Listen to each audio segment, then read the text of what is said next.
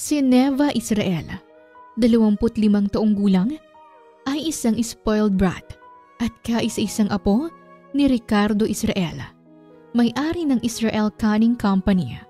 Subalit, labis na lang ang gulat niya nang sabihin ng lolo niya na ikakasal na siya. Lolo, anong ikakasal na ako? Wala nga ako naging boyfriend at walang nagpo-propose sa akin. Bakit ako ikakasal? Samantala, si Rowan Jose Villarreal, sa kabilang banda, 25 taong gulang, ay nagtatrabaho bilang hardinero sa mansyon ng mga Israel. Isa itong marespeto at maginoong binata. Totoo ang sinabi ko, Neva. Mas mabuti nang tumawa ka ng napakalakas at ngumiti ka ng malawak kesa nakikita kitang malungkot at umiiyak. Ano ang magiging reaksyon ni Neva sa balitang malalaman niya? At ano ang magiging papel ni Jose sa buhay niya? Ating tunghayan ang isa na namang kwento ng pag-ibig na inihahandog sa inyo ng Tales of Siren.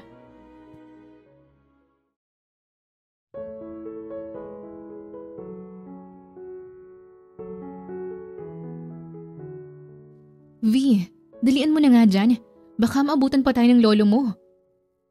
Wika ni Erised sa kanya. Pinsan niya sa side ng kaniyang ina. Bumabagsak na ang pawis ni Neva habang inaakyat ang nagtataasan nilang metal gates para makapasok sa loob. Si Neva Elowen Israel, 25 taong gulang, ay apo ni Ricardo Israel, may-ari ng sikat na canning company sa Pilipinas, ang Israel Canning Company. Lumaki si Neva sa poder ng kaniyang lolo nang mamatay ang kaniyang ama dahil sa sakit sa baga, habang ang ina naman niya ay nag-asawa ulit at doon na sa Amerika tumira. Nag-iisang apo lang si Neva ng kaniyang lolo, kaya naman ay lumaki itong spoiled. Lahat ng gusto, nakukuha. Si Neva ay may tangkad na 5'5", payat subalit hubog na hubog ang kaniyang katawan. Meron siyang kulay dark brown, wavy at mahabang buhok. Kulay light brown ang kaniyang mga mata. Makapal at maitim naman ang kaniyang kilay at mahabang pilik mata. Kulay rosas naman ang kaniyang manipis na labi. Maputing mga ngipin at magandang ngiti. Meron din siyang 2 lube piercing sa kaliwang tenga. At sa kanan naman ay may helix piercing din. Paano kapag nahuli tayo? What are we going to do? Maating saad naman ni Inola, kaibigan ng magpinsan.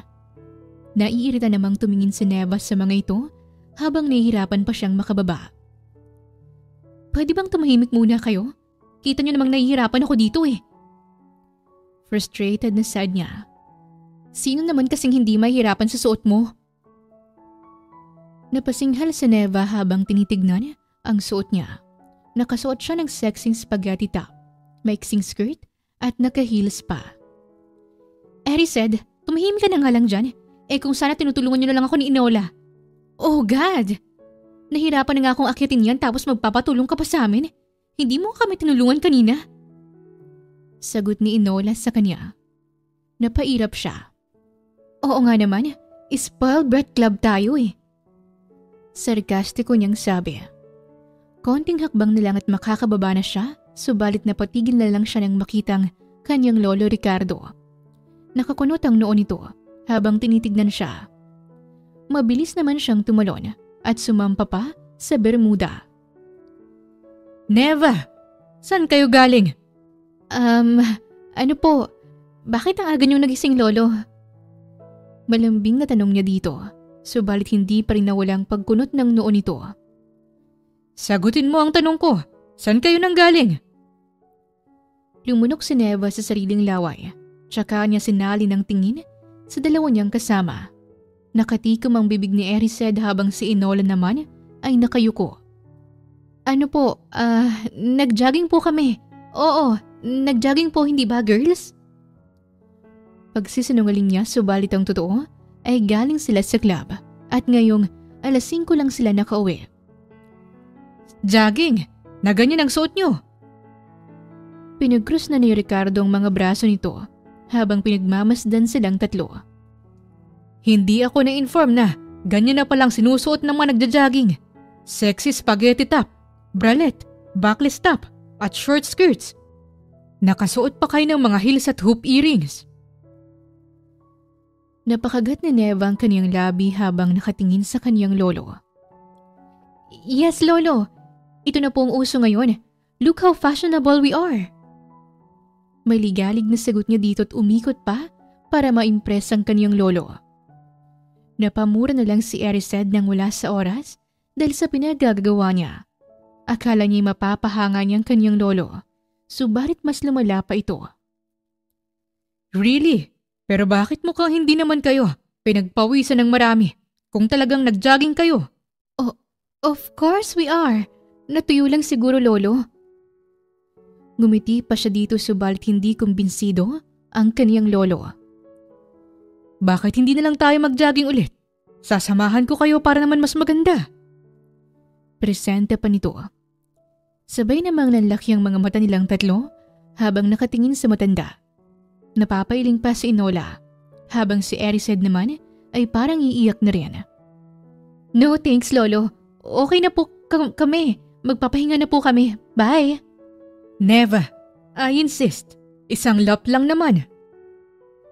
Napalunok si Neva habang tinitignan ang kaniyang lolo. Sina Erised naman at si Enola sa gilid niya ay nagsusumamo na sana'y hindi na lang siya pilitin ni Ricardo. No, lolo. Bye. Wika niya ulit at mabilis na naglakad papalayo sa kaniyang lolo. Mabilis din namang nakasunod sina Erised at Enola sa kanya habang pakit sila sa guest room. Oh my God! Hindi talaga ako makapaniwala. Akala ko talaga papayag ka sa lolo mo. Baka yun pang ikamatay ko. Panimula ni Enola nang makapasok sila sa kwarto. Oo nga eh. Sino ba naman kasing nagplano na mag-sleepover tayo pero ang ending, nagpunta sa club. Sabat naman ni Erised. Agad na tumingin ang dalawa sa kanya. Well, sumang-ayon naman kayo sa suggestion ko. Hindi ko kasalanan yun. Gusto ko sanang matawa sa sinabi mo kanina. Tura ni Erised. Whatever, Erised. At least naganap ako ng rason, no? Hindi nga kayo na makapagsalita eh. Of course, V. Hindi naman kami ang tinanong ng lolo mo. Duh. Sagot naman ni Enola at umirap. Napairap siya rin dito at natawa. Magpahinga na kayo. Kapag nauna kayong gumagising sa akin, mauna lang din kayong kumain. Huwag niyo akong guluhin. Hindi naman talaga. Bahala ka sa buhay mo. Natatawang asar ni Erised sa kanya. Nag-enjoy ako kanina kasama kayo, girls. Good night. Nakangiting sad niya sa dalawa bago lumabas ng kwarto. Kahit spoiled brat silang tatlo, ay masaya pa rin siyang naging magkaibigan ng mga ito. Counted na si Erised kasi pinsan naman niya ito sa mother's side. Subalit dahil rin kay Erised ay naging magkaibigan sila ni Enola. Si Erised Layora, Puerto Rico, ay anak ng may-ari ng PR Food Company, habang si Enola Waverly Argentina naman ay anak ng may-ari ng Argentina Construction. Kukunin ko ang lahat ng to, simula sa taas hanggang sa ibaba. Saad ni Neva sa sales representative habang tinuturo ang mga mamahaling bags. Isang linggo nang lumipas simula nung naudlot nilang sleepover na nauwi sa clubbing. Naging maganda naman ang takbo ng buhay ni Neva noon pagkatapos. Nang makita ang mga shopping bags ay nagbayad na ito gamit ang kaniyang card. Ngumiti siyang lumabas ng shop habang hawak-hawak na ng kaniyang mga bodyguards ang pinamili. Nagpunta pa siya sa jewelry store, makeup store at namili rin ng mga mamahaling damit. Ay, ang sarap talaga sa pakiramdam. Turan pa niya nang makapasok siya sa kotse. Halos 2 oras din ang ginugol niya sa pagsha-shopping na para sa kanya isang therapy. Umuwi rin siya kagad pagkatapos dahil sobra siyang napagod sa kanyang lakad. Mukhang ginagamit mo talaga ng husto ang card mo ah. Bungad ni Ricardo sa kanya. Humalik siya sa pisngi nito at malawak pang ngumiti. Lolo, binigyan ko lang ng reward ang sarili ko. Well then, may sasabihin ako sa'yo. Tumango siya dito at agad silang nagpunta sa sala. Umupo si Neva sa tabi ng kanyang lolo at humarap dito. Anong sasabihin niyo po sa akin? Nakangiting tanong niya dito. Ikakasal ka na, Neva. Halos mabingi si Neva sa kanyang narinig. Hindi niya alam kung tama ba ang kanyang narinig o ilusyon lang yon ng kanyang isip dahil sa pagod. What? Pwede po bang ulitin yung sinabi niyo? Ang sabi ko, ikakasal ka na. Mabilis na nakatayo si Neva, kaya naman ay napatayo rin ang lolo niya. Lolo, anong ikakasal na ako? Wala nga ako naging boyfriend at walang nag-propose sa akin. Bakit ako ikakasal? Dahil sinabi ko. Kumunot ang kanyang noong nakatingin sa kanyang lolo. Ano? Hindi. Hindi ako papayag na ipapakasal mo na lang ako basta-basta at sa kung sino-sino. Neva Elowen! Ano, lolo? My answer is no, and that's final. Pagmamatigas niya. Aalis na sana siya nang biglang magsalita ang kaniyang lolo. Kapag hindi ka pumayag, ipapa-freeze ko lahat ng cards at accounts mo. Hindi ko na rin papupuntahin sina Erised at Inola dito. Galit siyang napatingin sa kaniyang lolo, subalit hindi siya nagsalita. At sa halip ay mabilis siyang nagpunta sa kaniyang kwarto. Hindi na niya pinansin ang binili niya kanina. Bakit niya ginagawa to sa akin? Akala ko mahal niya ako. Ako lang nag-iisa niyang apo. Kaya nga ako hindi sumasama kay mami para samahan siya rito sa mansyon. Tapos ngayon, ipapakasal niya ako sa hindi ko man lang kilala? Galit na sad ni Neva. Maghapon siyang nagkulong sa kanyang kwarto. Hindi siya nagtangkang lumabas dahil ayaw niyang magalit palalo sa kanyang lolo. Ni hindi nga niya ako pinadalhan ng pagkain. 7:00 na, nagugutom na ako.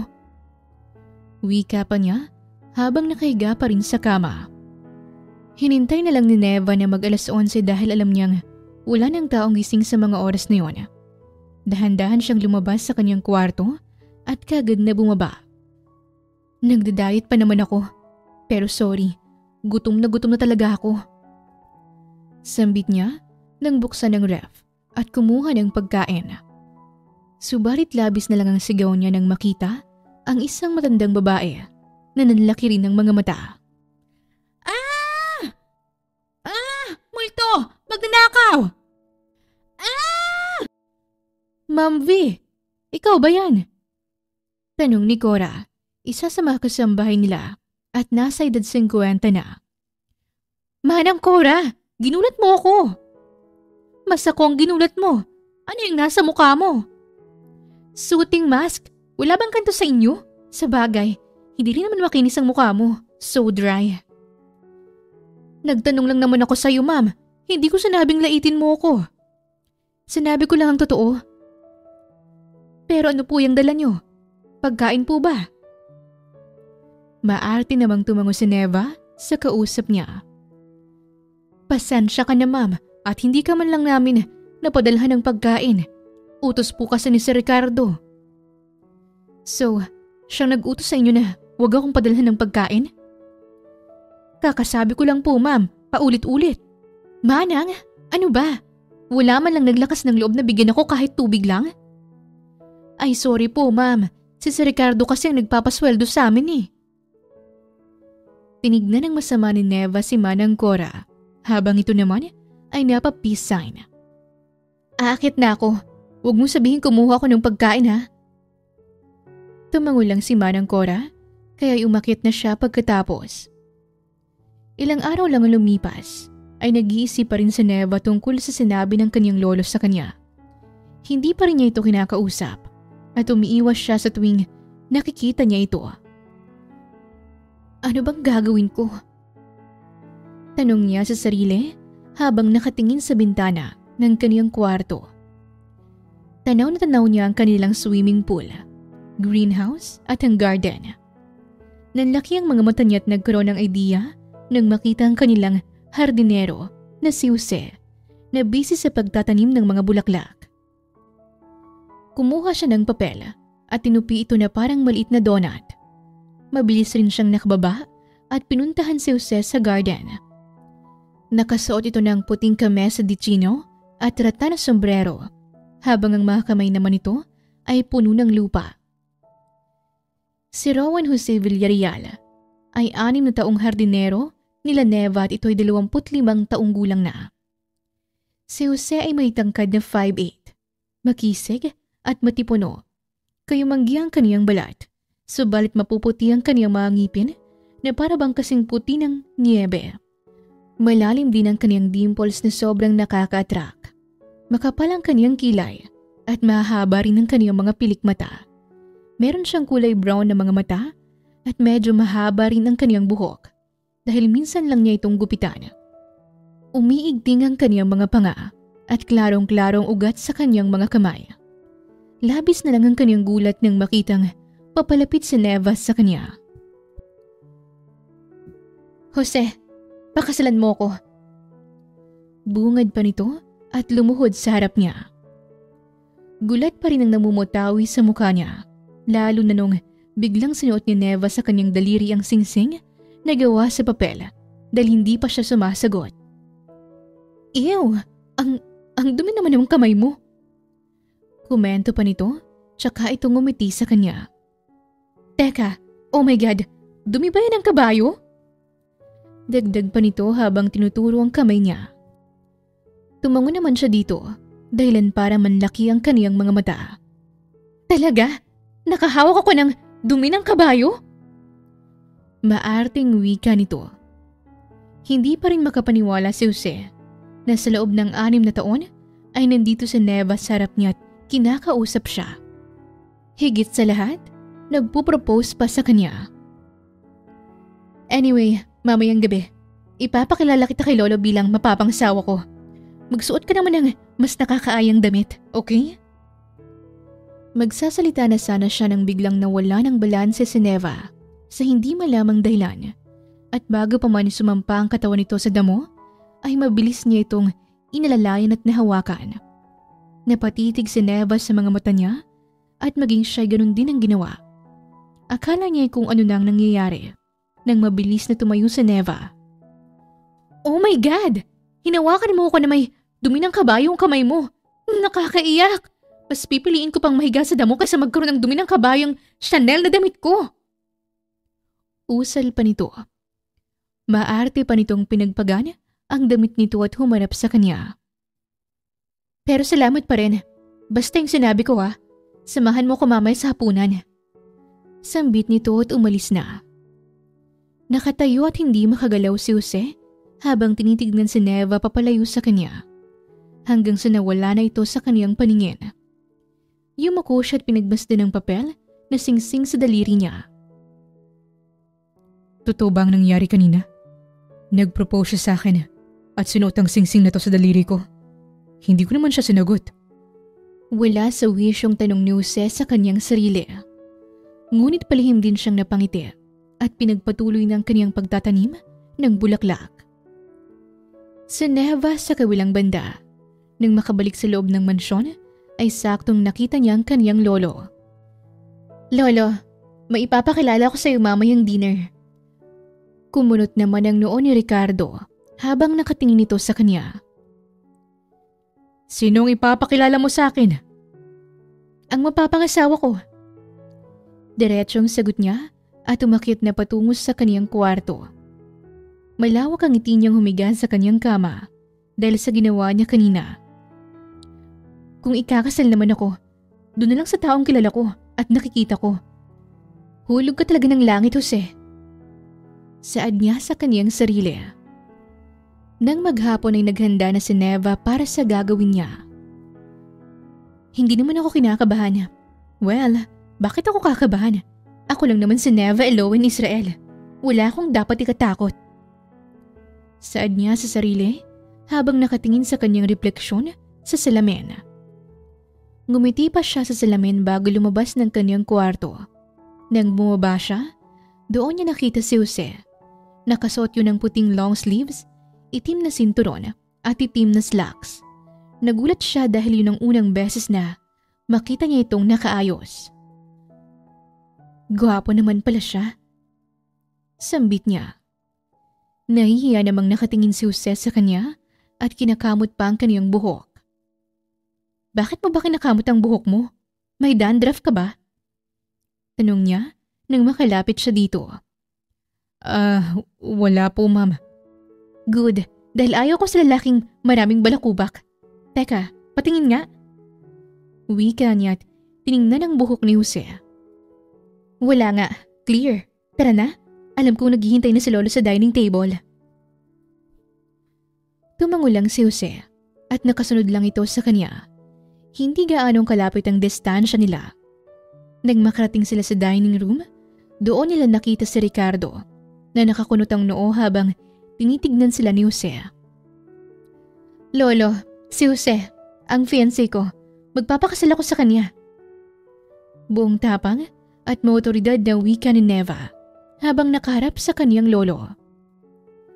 Kahit taas noo niya itong hinarap, ay sobrang bilis ang tibok ng puso ni Neva. Huwag sana siyang magalit. Huwag sana.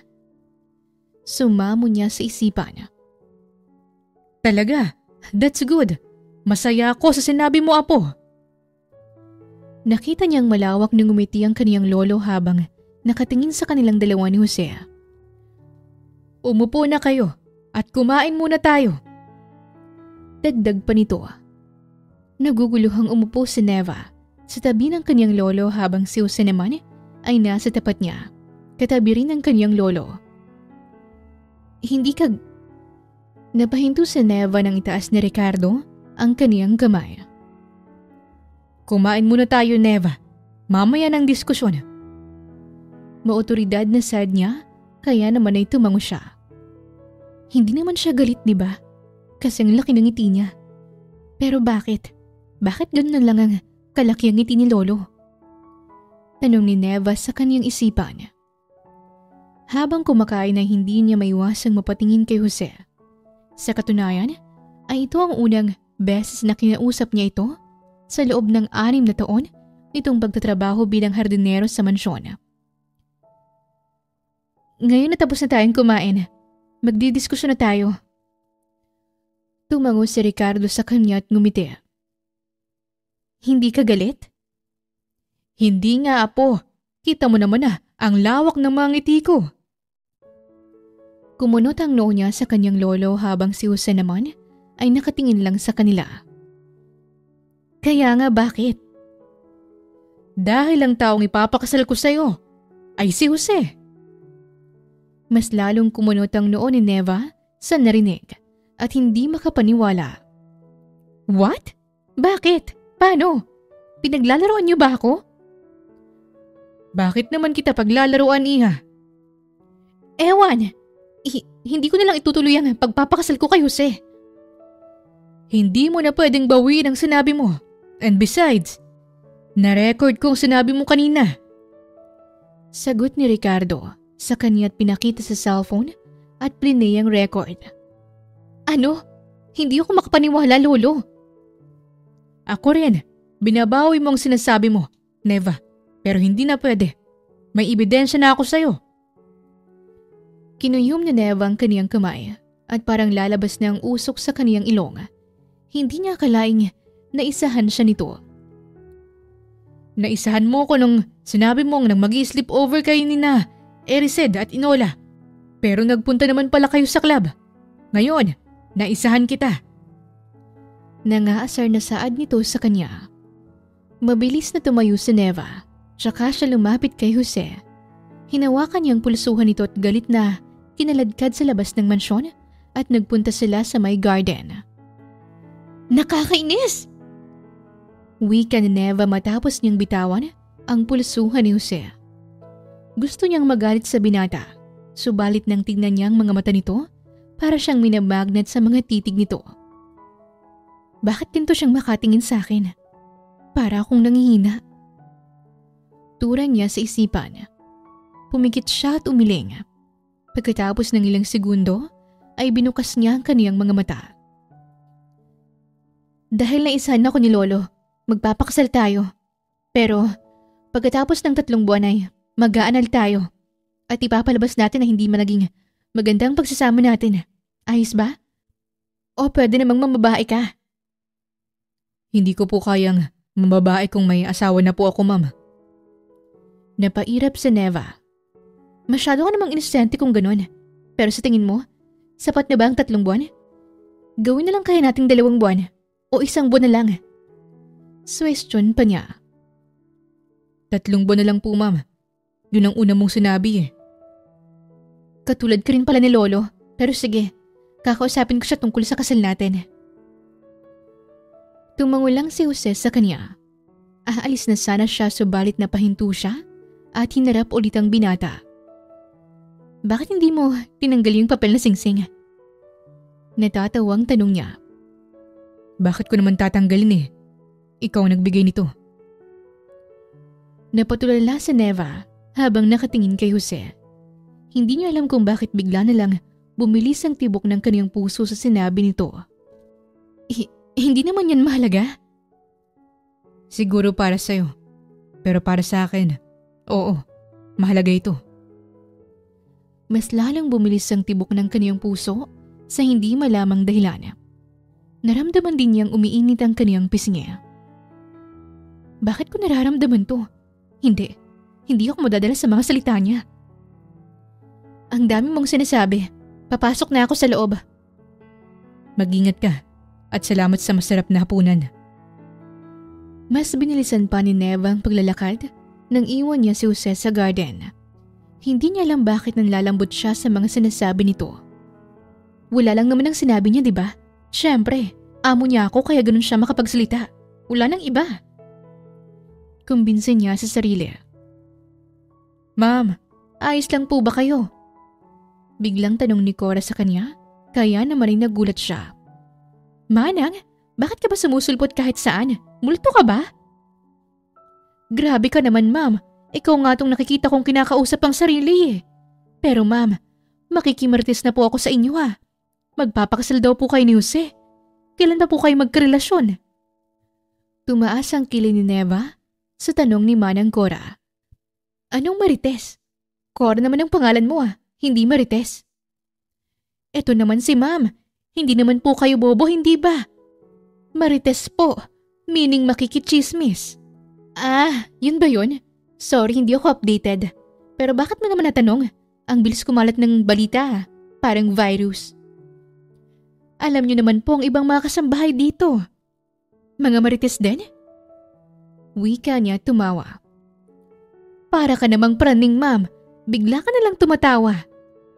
How dare you, Manang Cora? Nagamit ko kasi ang word na Marites. Pero tse, hindi ako makikimarites sa'yo. Bye. Saan niya dito at mabilis na umakyat patungo sa kaniyang kwarto. Talaga? Yun ang nangyari? Ikakasal ka sa hardinerong yun? Gulat na tanong ni Erised. Kasalukuyan silang nasa isang mamahaling coffee shop kasama sina Erised at Inola. Hindi ko alam bet mo palang mga marurumi, V. Mabilis niyang tinignan ng masama si Inola na umiinom pa ng matcha tea. Shut up, Inola. Anong marumi?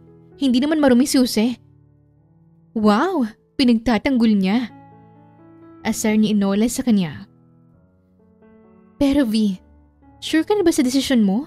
Akala ko ba mga spoiled brat tayo? Nakukuha natin ang mga gusto natin. Da. Sabat naman ni Irised. Oo nga. Baka gusto mo ring pakasalan ng hardinero niyo. Wala eh. Nasabi ko na kay Lolo. Hindi na raw pwedeng bawiin. Nakakainis talaga. Pero sinabihan ko si Jose na magpapakasal kami pero pagkatapos ng 3 buwan, maghihiwalay din kami. At least, nagpakasal ako sa kanya. Yun lang naman ang mahalaga kay Lolo. Wait, ibig sabihin yan, mag-honeymoon kayo? Tanong ni Erised sa kanya. Biglang uminit ang pisngin ni Neva sa narinig. Hindi kasi niya naisip ang bagay na yon. Hindi ko alam. Siguro? Anong siguro?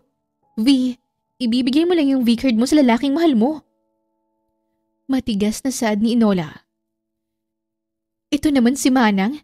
Kahit spoiled brat ang manang-manang talaga. Bakit? Totoo naman ah. Bakit mo ibibigay ang sarili mo sa lalaking hindi mo naman mahal? Kahit nakasal kayo. Pwede mo naman siyang painumin ng sleeping pills bagong honeymoon nyo. Napapikit si Neva sa sagutan ng dalawa, tsaka niya hinilot ang kaniyang sentido. Girls, tahimik. Kung ano ang mangyayari, yun ang mangyayari. Basta kapagkatapos ng 3 buwan, maghihiwalay kami.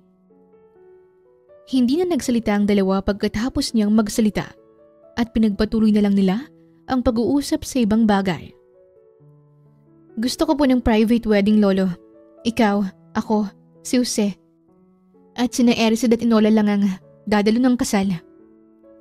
Saad ni Neva habang nasa sala silang 3 ni Ricardo at Jose. Bakit naman? Kunot noong tanong ni Ricardo sa kanya. Kasi hindi naman magtatagal. Bulong niya sa sarili. Lolo, wag na po kayo magtanong. Hindi ko na nga po binawi ang sinabi kong magpapakasal ako kay Jose. Sundin mo na lang ang gusto ko. Napatawa naman si Ricardo sa kanya habang si Jose naman ay tahimik lang na nakikinig. Fine. Kung yan ang gusto mo, pagkatapos ng kasal, bubukod kayo sa kabilang bahay. Nanlaki ang mga mata ni Neva habang nakatingin sa kanyang lolo. Bubukod sa kabilang bahay? Isa lang ang kwarto dun eh. Ano namang problema dun? Mag-asawa na kayo nun. Huminga ng malalim si Neva at pinikit ang kaniyang mga mata. Tinataasan ang kaniyang pasensya. 3 buwan lang, Neva. 3 buwan lang. Pagkukumbinsin niya sa kanyang isipan. Okay. Malawak nang mangumiti si Ricardo sa kanya. Ikaw, Jose, sang-ayon ka ba sa sinabi ni Neva? Opo, sir. Kahit anong gusto niya, sang-ayon po ako. Nakangiting sad ni Jose dito. Bigla na namang bumilis ang tibok ng puso ni Neva habang tinitignan si Jose. Hindi niya alam kung bakit gano'n na lang ang kanyang reaksyon sa tuwing nagsasalita ito. Na para bang walang kaso rito kung ano ang gawin niya. At kailan niyo balak magpakasal, iho? Subalit, tinignan siya ni Jose na para bang hinihintay nito kung ano ang isasagot niya.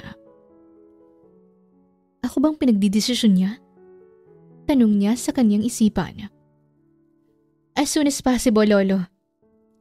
Mabuti kung ganun. Hindi pa rin mawari ni Neva kung bakit gano'n na lamang kasaya ang kanyang lolo. Subalit, hindi na lang niya yun pinansin. Hindi nagtagal ay kinasal sina Neva at Jose sa isang private venue.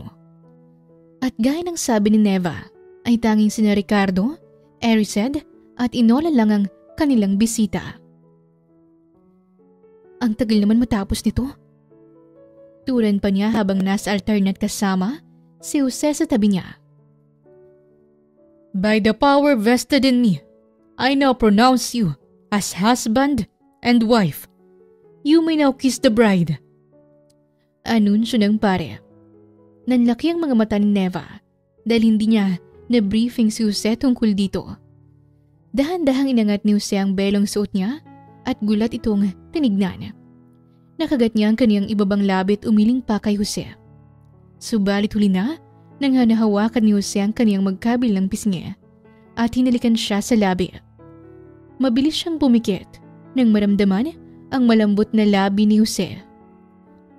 Nag-kiss kami? Hinalikan niya ako? Without consulting me? Saad niya sa kaniyang isipan. Nang matapos siyang halikan ni Jose, ay tulala pa siyang nakatingin dito. I'm sorry, ma'am. Kailangan lang para maniwala si Ricardo.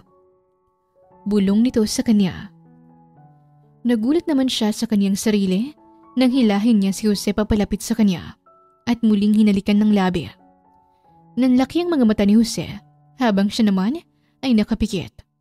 Nang imulat niya ang kanyang mga mata, pagkatapos niya itong hinalikan, ay nakita pa niyang mukhang maimatay si Inola. Congratulations, Mr. and Mrs. Villarreal. Malawak silang umiti sa pare nang bumati yun sa kanila. Hinalikan ko siya ulit? Anong kalokohan yun, Neva? Wika niya sa kanyang isipan. Sorry. Kailangan lang para maniwala si Lolo. Palusot pa niya. Napatawa naman si Jose sa kanyang sinabi Kaya naman ay lumingon siya dito. Bakit ka tumatawa? Mali po kasi ang naisip ko. Pasensya na. Ano namang naisip mo? Curious na tanong niya. Akala ko, hinalikan niyo ko ulit dahil malambot po ang labi ko. Napakurap si Neva sa sinagot ni Jose at bumilis na naman ang tibok ng kaniyang puso. Ang totoo, ayun talagang rason kung bakit niya ito hinalikan ulit. Ito kasi ang first kiss niya, kaya naman ay nanibago siya. Mali ngang naisip mo. Sagot pa niya at peking tumawa kay Jose. Nang matapos ay nagpa-picture na sila at agad na nagpunta sa mansyon. May kinuha rin kasing professional chef si Ricardo para magluto ng kanilang kakainin. Nasa garden ang kanilang setup at saktong hindi masyadong mainit. Congratulations sa inyo, pinsan ko. Kasal ka na. Bati pa ni Erised sa kanya. Thank you po, Ma'am Erised. Kumunot naman ang noo ni Neva sa sinagot ni Jose. Bakit mo tinatawag na Ma'am si Erised Cousin-in-law mo na siya. Hindi naman maiwasang mapangiti si Ricardo habang pinagmamasdan ang apo niyatang asawa nito. Oo nga, Erised na lang. Congrats din sa inyong dalawa. Nakangiti namang bati ni Inola sa kanila. Thank you rin, Inola. Kaagad rin silang kumain ng ihanda ng chef ang niluto nito para sa kanila. Masaya naman nilang pinagsaluhan yun at nagkwentuhan pa. Malinis at ready na ang bahay sa kabila para sa inyong dalawa. Nandoon na rin ang mga gamit nyo at ang regalo ko. Pwede nyo nang binyagan ang bahay. Natatawang saad ni Ricardo. Napaubo naman si Neva sa sinabi ng kaniyang lolo. Kaya naman ay mabilis na nakakuha ng tisyo si Jose at ibinigay sa kanya. Lolo, anong binyagan ng bahay? Alam mo na, regalo ng mga bagong mag-asawa. Making love. Tuluyan nang napaubo si Neva habang umiinom siya ng tubig. Hinagod naman ni Jose ang likod niya para may masmasan siya. Lolo, sa harap pa talaga ng pan-grilled Norwegian pink salmon ko? Hindi makapaniwalang sagot niya dito. Napatawa naman sina Erised at Inola sa kanyang reaksyon, gayong inaasar lang naman siya ng kanyang lolo. Inaasar lang naman kita, apo. Ikaw ang OA ng reaksyon mo pero si Jose, parang wala lang nga eh. Mukhang alam na niya ang gagawin. Asar ulit ni Ricardo, dahilan para si Jose naman ang mapaubo. Tingnan mo, napaubo tuloy si Jose. Kumain na nga lang tayo. Saad ni Neva. Sa hindi malamang dahilan, ay tumingin siya dito at nag-alala. Okay ka lang ba? Tumango naman si Jose sa kanya at ngumiti. Oo, sana ikaw din. Huwag mo na lang din seryosohin ang sinabi ng lolo mo. Ang bilis mong maniwala eh. Napangisi naman siya sa sinabi ni Jose, tsaka siya umiling. Sorry na nga, hindi sinasadya. Natatawang sagot niya. Nang matapos silang kumain, ay nag-usap pa sila hanggang sa napagpasyanan ni Neva na magpahinga. Thank you sa pagpunta, girls. Mahal na mahal ko kayo. Promise babawi ako. Saad pa niya. V, okay lang. Masaya kaming dumalo sa kasal mo. Nangaasar na wika ni Erised sa kanya. Oo nga, basta yung sinabi ko, Neva Elowen. Sabat naman ni Inola at matalim siyang tinignan. Mag-ingat kayo sa pag-uwi. Kinakabahan ako eh. Kidding. Paalam niya sa dalawa at kumindat. Nabigla naman si Neva nang lumingon siya at nakitang nakatingin si Jose sa kanya. Kanina ka pa ba naghihintay?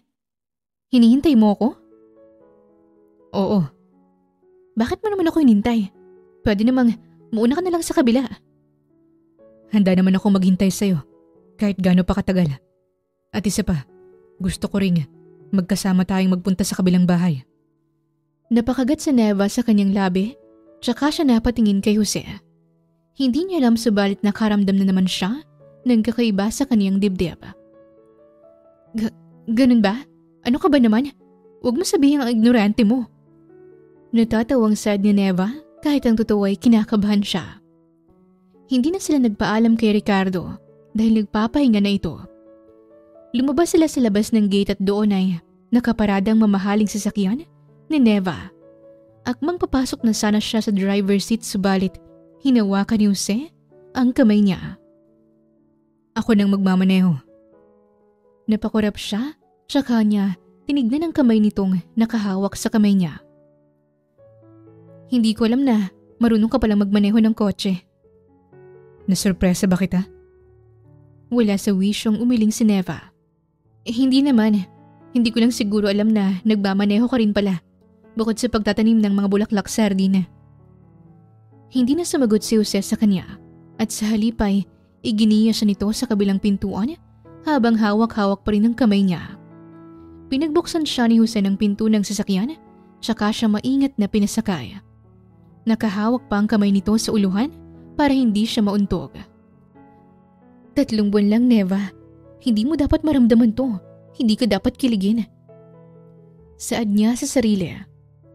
Nang makapasok at makaupo na si Jose sa driver's seat, ay kagad nitong pinandar ang kotse at nagsimula ng magmaneho. Hindi naman ganun kalayo ang kanilang bahay dahil sako pa rin ito sa subdivision ni Ricardo. Nandito na tayo. Saad ni Jose subalit nang ibaling niyang tingin kay Neva ay tulog na ito at nakanganga. Hindi niya maiwasang mapatawa habang nakatitig sa kaniyang kasama. Maganda sana pero ganito pala siyang matulog. Tura niya at lihim na napatawa. Mabilis siyang lumabas tsaka binuksan ang pinto kung saan nakaupo si Neva. Neva, nandito na tayo. Pagising pa niya dito subalit hindi ito nagigising. Tulog mantika ba siya? Dahan-dahang kinuha ni Jose si Neva at maingat na binuhat. Kahit nahihirapan ay pinilit niyang buksan ang gate gamit ang isa niyang kamay. Maging ang pinto rin ng bahay at ang kanilang bagong kwarto ay binuksan niya rin gamit ang isang kamay lang. Butit nakaraos din ako. Buti na lang din at hindi siya mabigat. Inayos pa ni Jose ang pagkakahiga ni Neva at kinumutan niya. Kinuha niya ang wipes at ang makeup remover solution ni Neva at dahan-dahang pinahid sa mukha ng kaniyang asawa. Kahit naman hindi siya maglagay ng makeup, ay maganda pa rin siya. Tura niya habang tinatanggal ang makeup sa mukha ni Neva. Kinabukasan ay maagang nagising si Neva at gulat na gulat nang makitang wala si Jose sa kaniyang tabi. Nasaan siya? Iniwan ba niya ako? Tanong niya subalit nang lumabas siya sa kwarto at bumaba sa salay doon niya nakita si Jose na mahimbing na natutulog sa couch. Biglang nakonsensya si Neva dahil nakikitang hindi ito masyadong komportable. Sana tumabi na lang siya sa akin kagabi o baka nire-respeto niya ako. Biglang nakaramdam ng init si Neva sa kanyang pisngi habang pinagmamasdan ng kanyang asawa. Dahan-dahan siyang lumapit dito at umupo sa sahig. Napasandal pa siya sa couch habang tinititigan ito. Sinong mag-aakalang ikakasal ako sa iyo, Jose? Ni hindi ko nga alam kung bakit ang pag-propose sa iyong naisip kong paraan para makatakas sa sinabi ni Lolo. Pero sa'yo rin palang bagsak ko. Ipinagpatuloy ni Neva ang pagtitig kay Jose mula sa ulo nito hanggang sa labi nito. Napahinto pa siya nang titigan niya ng mabuti ang labi ni Jose. Kailan ko kaya ulit mahalikan ng mga labi mo? Ay teka, oh my God, Neva, ano bang naiisip mo? Nahihibang na ba ako? Hindi ako to. Hindi niya makapaniwalang wika. Nang makitang tumagilid si Jose, ay napatigil siya na para bang lalabutan na siya ng hininga. Subalit nang makitang hindi pa rin ito gumigising, ay tinitigan niya ito. Ang hindi niya alam ay kanina pa pala gising si Jose at pinapakinggan lang ang mga sinasabi niya. Totoo nga, ang gwapo mo Napahinto si Neva nang biglang bumukhang mga mata ni Jose at nakatingin ito sa kanya.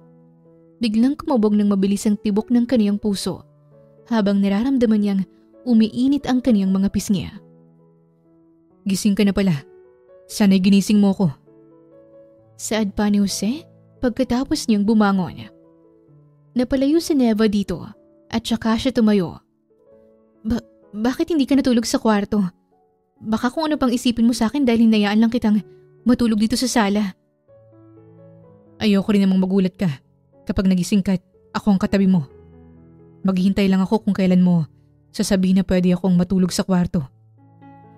Ngayon, pwede kang matulog sa kwarto hanggang sa susunod na mga araw. Wala lang namang kaso sa akin yun. Mabilis niyang sagot. Napakagat pa niya ang kaniyang labi nang mapagtantong hindi man lang niya pinag-isipan kagad ang kaniyang sagot. Gutom ka na ba? Ipagluluto kita. Saad ni Jose sa kanya. Tumango siya dito at nahihiyang tumingin. Anong gusto mong iluto ko? Kahit ano, hindi naman ako mapili sa kinakain ko eh. Pero konti lang akong kumain. Nakangiting tumango si Jose sa kanya. Teka, di ba sabi ni Lolo, nandito ang regalo niya sa atin? Oo, nakita ko kagabi. Trip to Europe, para daw sa honeymoon natin. Sagot ni Jose habang kinakamot ang kaniyang ulo. Napaiwas ng tingin si Neva, tsaka siya napalunok. Hayaan na natin si Lolo. Pwede namang hindi natin gamitin yun eh. Kahit anong gusto mo, susundin ko. Nasa iyong desisyon, Neva. Ito ang unang beses na narinig kitang tinawag ako sa pangalan ko. Pasensya na po, Ma'am Neva. Hindi nang ibig kong sabihin. Jose, mas gusto ko ang Neva lang itawag mo sa akin eh. At isa pa, asawa mo na ako. Diretsong nakatingin si Jose sa kanya at hindi niya alam kung anong reaksyon nito sa sinabi niya. Wala namang mali sa sinabi ko, diba? At isa pa, 3 buwan lang naman. Kumbinsi pa niya sa kanyang isipan. Okay, Neva. Maligo ka na dahil magluluto na ako. Pasensya ka na at hindi kita binihisan kagabi. Bigla naman siyang napatawa sa sinabi nito. Okay lang, walang kaso sa akin. Ikaw, hindi ka ba maliligo? Gusto mo bang sumama ako sa'yo? Napaubo si Neva sa sarili niyang laway dahil sa narinig. Sorry, hindi ko sinasadya. Maliligo ako pagkatapos kong magluto tapos kung gusto mo, sabay na tayong kumain. Siyempre naman, ang lungkot kayong kumain mag-isa. Akit muna ako sa kwarto ha. Tumango naman si Jose sa kanya at ngumiti. Habang pakit siya, ay nagpunta nito sa kusina para magluto ng kanilang agahan. Teka, bakit umiiba ang karakter ko kapag si Jose ang kausap ko? Hindi si Neva Eloy na tunog spoiled. Saad pa niya sa sarili habang pinapatuyo ang kanyang buhok ng hairdryer. Pero wala rin namang masama dahil mabait naman si Jose sa akin. Nang matapos maligo ni Neva, ay sakto namang kakatapos lang din ni Jose sa pagluto. Umakyat ito sa kanilang kwarto at doon ito nakita si Neva na bagong ligo. Napatitig ito sa kanya na para bang nakakita ito ng isang Diyosa. Si Neva naman ay hindi maiwasang mahiya habang tinitignan ng kaniyang asawa. Hintayin mo muna ako sa susunod rin ako pagkatapos ko mag-shower. Wala sa sariling saad ni Jose. Tumango naman si Neva dito at tuluyan ng nagpunta sa pagkainan. Si Jose sa kabilang banda ay excited na sanang maligo subalit nagulantang siya nang makapasok siya sa loob ng kwarto. Magulong-magulo ang loob ng kwarto dahil sa mga damit ni Neva na basta-basta na lang itinatapon. Anong nangyari dito? Parang dinaanan ng bagyo. Hindi makapaniwalang wika niya. Isa-isa niyang pinulot ang mga damit ni Neva at inilagay sa basket. Mabuti na lang at walang panty at bra niya dahil kung meron man, hindi ko alam kung anong gagawin sa kanya. Nang matapos siya sa pagkuha ng damit ni Neva, ay pumasok na siya sa banyo. Subalit, mas malala pa ang banyo kaysa sa kanilang kwarto. Malaki kasi ang banyo nila. May malaking salamin at malaking bathtub kaya naman ay malawak rin ang espasyo. Dito naman? Nakita ni Jose ang mga nagkalat na mga tissue, ang moisturizer at sunscreen nitong hindi sinara at maging ang ginamit nitong hairdryer ay hindi man lang niya niligpit. Mabilis lang to. Kumbinsi pa ni Jose sa kanyang sarili habang kinukuha ang mga ginamit ni Neva na mga tissue tsaka niya ito tinapon sa basurahan. At nang matapos magligpit ay mabilis siyang naligo't bumaba para kumain na. Ngunit bago pa man siya umupo ay nagsalita siya kay Neva. Hindi ko alam na burara ka pala, Neva. Kumunot ang noo ni Neva habang nakatingin sa kanya. What's burara? Negative word ba yan? Marahan siyang tumango dito. Ibig sabihin nun, kahit saan mo lang, nilalagay at iniiwan ang mga gamit mo at magulo pa. Napakurap sa Neva sa kanya. O siguro, nasanay ka lang sa mansyon, pero hindi naman kita masisisi. Hindi ko intensyon na pagsabihan ka, Neva. Pero kasi, ang ganda-ganda mo. Kaya mas mabuting, marunong ka rin magligpit ng pinagamitan mo. Napasimangot si Neva sa kanya, tsaka itong umuso. Para itong naging bata habang pinagsabihan niya. Na-offend ka ba sa sinabi ko? Huwag kang magalala. Ahabaan ko ang pasensya ko. Sorry. Ayoko lang kasi na magulong tignan ng kung anumang nasa paligid ko. Akala ni Jose, magagalit o di kaya'y may insulto si Neva. Subalit bigla itong ngumiti ng malawak sa kanya. Okay, challenge accepted. Hindi naman ako na-offend kasi tama nga. Maganda nga ako at pangit naman kung ganun ako kaburara. Alam kong hindi mo inaasahan. Sorry. Tumango siya sa kanyang asawa. Pero hindi ko pa rin masisigurong maalala ko. Dagdag nito, tsaka ito tumawa. Napatigil si Jose habang pinagmamasdan ng natatawang si Neva.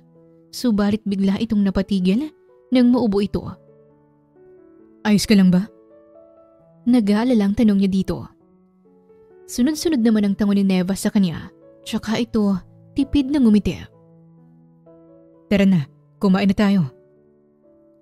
Agad silang nagpunta sa pag at doon pinagsaluhan ang nilutong garlic fried rice, ham, boiled egg at hotdog ni Jose. Nang sumunod na mga araw ay naging magandang takbo ng paninirahan ni na Jose at Neva bilang bagong kasal. Isang araw, habang naglilinis si Jose sa labas ay narinig na lang niya ang malakas na sigaw ni Neva mula sa loob ng kanilang bahay. Ah! Umalis ka dito! Yak!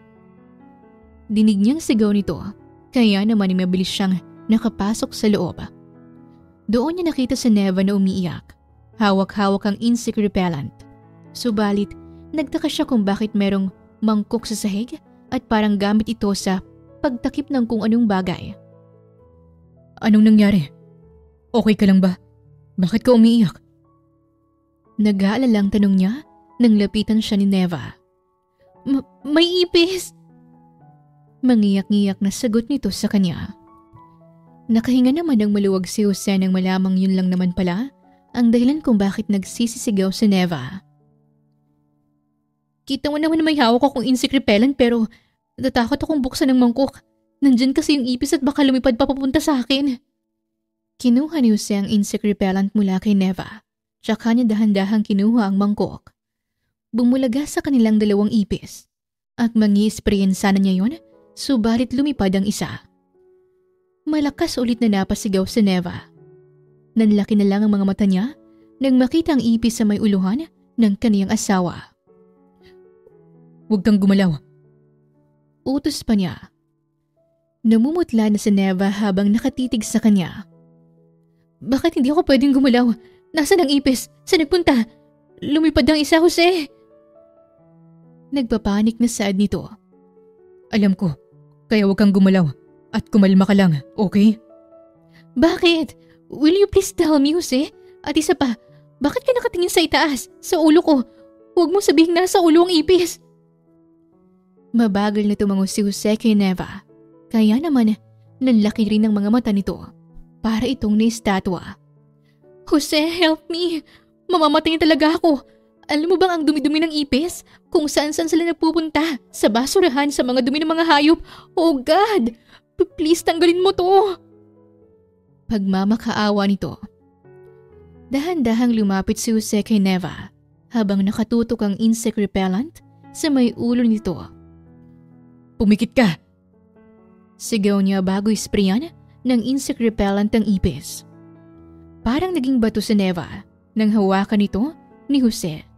Maya-maya pa'y bigla na lang nanlambot ang kanyang tuhod kaya naman ay mabilis itong inalalayan ni Jose. Namatay ba ang ipis? Nangihinang tanong nito sa kanya.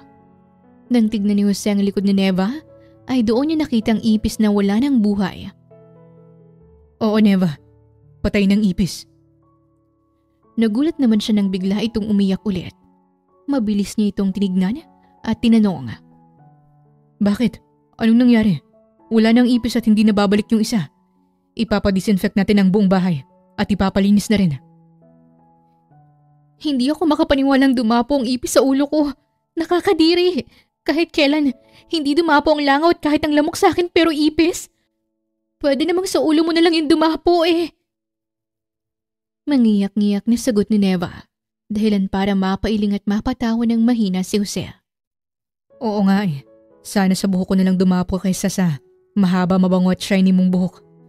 Nagtaka nga ako kung bakit hindi nadulas ang ipis sa ulo mo eh. Bigla namang napatawa si Neva sa sinabi niya. Kaya naman ay gumaan ang kaniyang pakiramdam. Nakakainis ka. Pinatawa mo pa talaga ako eh. Nalulungkot nga akong dumapo ang ipis sa buhok ko. Kung ganun, maligo ka muna. Kuskusin mo ng mabuti ang buhok mo. Lagyan ng maraming hair oil, hair mask at conditioner. Mabilis namang tumingin si Neva sa kanya habang nakakunot ang noo. Bakit alam mong magamit ko? Ako nagliligpit nun tuwing natatapos kang maligo eh. Sabi ko naman sa'yo, huwag maging burara. Hayaan mo muna ako. 3 linggo pa nga lang tayong magkasama eh. Umiling na lang si Jose dito dahilan para mapatawa si Neva. Ayan, tumawa ka. Ayoko nakikita kitang malungkot at umiiyak. Napatitig si Neva sa kaniyang mga mata habang siya naman ay hindi rin pinuputol ang tingin. Maya-maya pa'y umubo na si Neva at inayos ang pagtayo. Totoo ang sinabi ko, Neva. Mas mabuti nang tumawa ka ng napakalakas at ngumiti ka ng malawak kaysa nakikita kitang malungkot at umiiyak. Umakyat ka na sa taas at maligo na doon. Ako nang bahala dito na magwawalis. Wala sa wisyong tumango si Neva sa kanya. Kaagad rin itong umakyat sa kwarto at diretsong pumasok sa banyo. Kinakabahan ba ako? O sadyang mabilis lang ang tibok ng puso ko? Bakit ako lumalambot sa mga salita mo, Jose? Wika ni Neva sa kaniyang sarili. Nang matapos siya sa pagligo at nagpunta siya sa kusina para kumuha ng fresh milk, napagpasya na rin niyang lumabas at tinignan kung ano ang ginagawa ni Jose. Subalit nagulat siya sa kaniyang nakita. Walang suot na t-shirt si Jose? Sambit niya habang pinagmamasdan itong nagbubungkal ng lupa. Bakit ang hat niya? Dagdag pa niya. Bigla na lang siyang napaiwas ng tingin nang mapansin siya ni Jose. Kumakaway ito sa kanya at malawak pa ang ngiti. Kumaway rin siya dito pabalik, tsaka niya tinaas ang isang baso ng preskong gatas na hawak niya. Hindi naman siya lalapit sa akin para uminom ng gatas, diba? Subalit, huli na nang makitang papalapit si Jose sa kanya. Pwedeng painom? Bungad na tanong nito sa kanya. Tumango siya dito na para bang wala siya sa sarili. Kinuha ni Jose ang baso ng gatas na hawak niya, tsaka ito uminom. Ngunit bigla siyang natawa nang makitang may gatas sa labi nito. Sa hindi malaman na dahilan, ay otomatiko niyang pinunasan yon. Nanlaki ang mata niya. Napatitig ng diretso si Jose sa kanya habang siya'y nakagat din ng kanyang ibabang labi. May gatas pala sa labi ko. Sorry. Hindi okay lang. Napunasan ko na. Bakit ka naman nakataples? Nahihiyang tanong niya. Pinagpapawisan kasi ako tapos saktong hindi naman mainit. Kaya nagubad na lang ako ng damit. Napaiwas ng tingin si Neva dahil umababa kasi ang kanyang tingin sa mga abs nito. Hindi ka ba komportable sa hubad kong katawan? Kukuha na lang ako ng damit sa… Okay lang. Wala namang kaso sa akin kung maghubad ka o hindi eh. Kung saan ka komportable. Mas gusto kong malaman kung komportable ka ba o hindi kaysa sa sarili ko. Napatingin ng diretso si Neva sa harap niya. Hindi niya maiwasang mag-isip kung bakit ang nararamdaman niya ang palaging kinukonsider ni Jose. Komportable naman ako, Jose. Nakangiting sagot niyo dito kahit kumakabog ng mabilis ang kanyang puso. Hindi sumagot si Jose sa kanya at sa halipay tinitigan lang siya nito na para bang hinihintay ang susunod niyang reaksyon. Totoo nga, okay lang sa akin. Natatawang sad niya dahilan para mahawa rin si Jose sa kanya. Nang magsabado ay maagang nagising si Neva. Nakikita pa niyang mahimbing na natutulog si Jose sa tabi niya. Ano bang pwede kong gawin para makabawi kay Jose? Nag-isip pa siya na para bang may iba siyang kayang gawin, subalit ay wala. Sanay kasi ito sa buhay bilang isang prinsesa at maging sa bahay rin nila ni Jose ay pinagsisilbihan siya nito. Magluluto na lang ako ng breakfast para sa amin. Tama. Bago siya bumaba ay naghilamos muna siya at nang makarating siya sa kusina ay malalim siyang huminga. Siguro, gagawa na lang ako ng pancake. May pancake mix naman dito eh.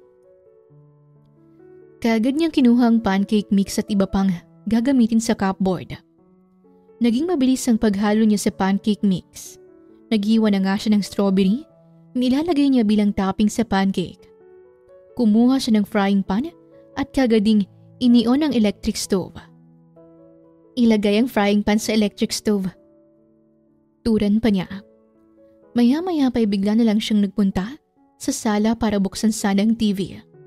Subalit, naaliw siya sa pinapanood kaya naman ay nakalimutan niyang nakasalang palang frying pan sa stove. Teka, bakit amoy sunog? Tanong niya sa sarili habang nakatuon ang tingin sa TV. Nanlaki na lang ang mata niya nang mapagtantong magluluto pala sana siya kanina. Nang magpunta siya sa kusina ay nagulat na lang siya nang makitang nasusunog na ito at umaapoy. Maya-maya pa ay hindi niya inasahang lumipad ang kawali pero nabigla siya nang lumitaw si Jose sa harap niya. Okay ka lang ba? May masakit ba sa'yo? Nag-aalalang tanong nito sa kanya. I'm fine, Jose. Umabot ba sa kwarto natin ang amoy sunog kaya nagising ka? Umiling si Jose sa kanya. Nagising ako bigla dahil pakiramdam ko ay kailangan mo ng tulong ko. Sorry, gusto ko sanang paglutuan ka ng pancake sa breakfast pero nung binuksan ko ang TV, naaliw ako sa pinapanood ko. I was watching Asia's Next Top Model eh. Tapos nakalimutan ko yung kawali. Paano ng kawali? Huwag mo nang isipin ang kawali. Ang mahalagay okay ka. Umupo ka na lang sa sala at ipagpatuloy mong pinapanood mo. Ako nang magliligpit ng kawali at magluluto para sa almusal natin. Marahan siyang tumango dito. Bigla namang bumilis ang tibok ng kaniyang puso nang himasin ni Jose ang buhok niya na parang bata. Naglakad na si Jose papunta sa kusina habang siya naman ay nakatulala. Hindi pa rin alam kung bakit yun ang nararamdaman ng kaniyang puso. Uminom ka muna ng tubig. Napatayo siya kagad nang makitang bumalik pa si Jose para bigyan siya ng tubig. Akala ko ba magliligpit at magluluto ka? Nag-abala ka pang bigyan ako ng tubig.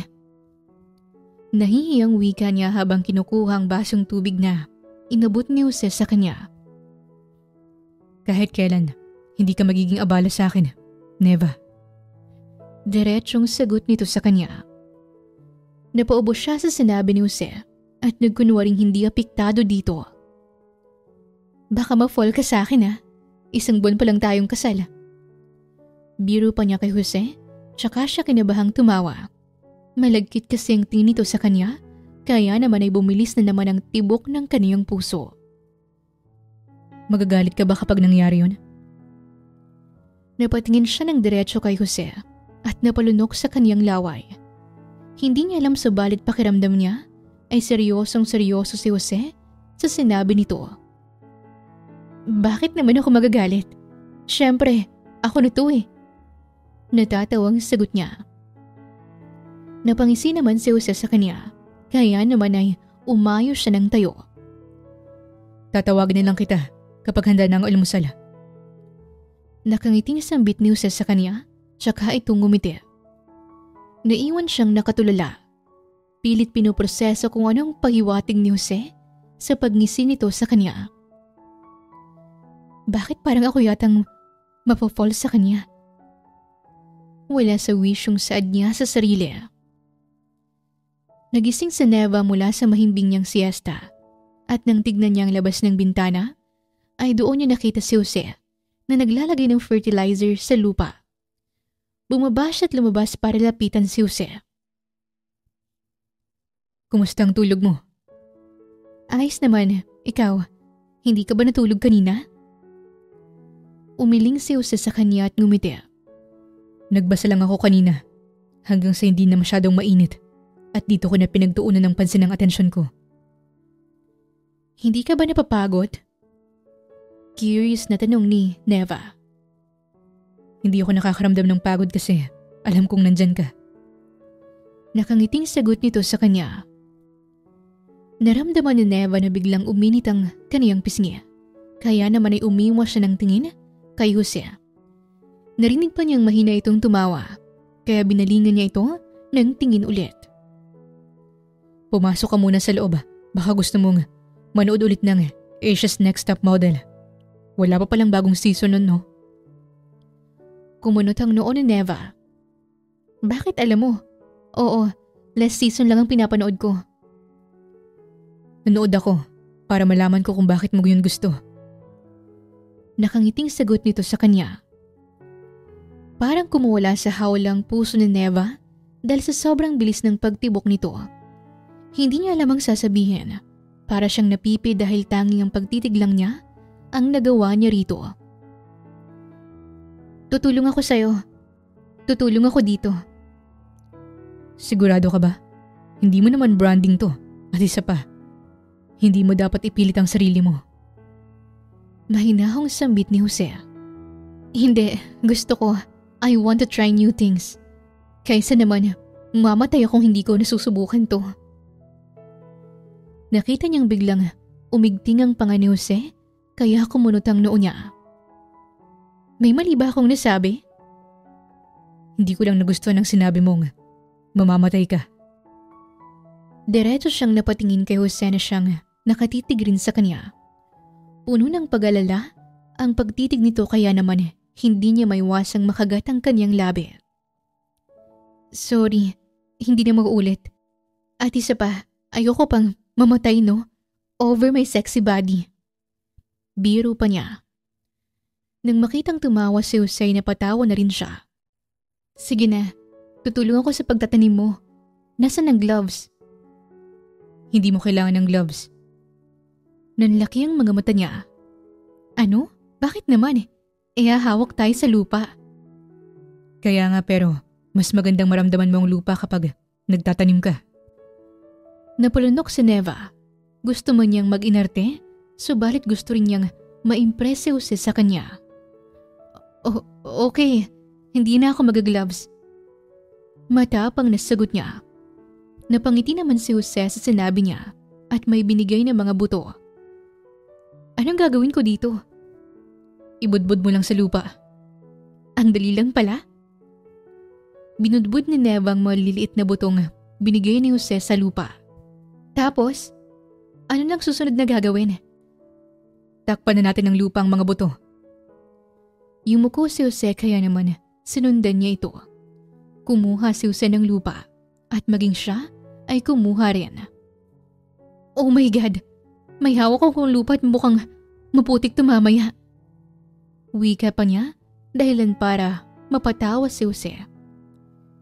Huwag mo na lang isipin na marumi. Isipin mo na lang na maganda ang kalalabasan ng ginagawa mo. Paniguradong tutubo ang mga butong to.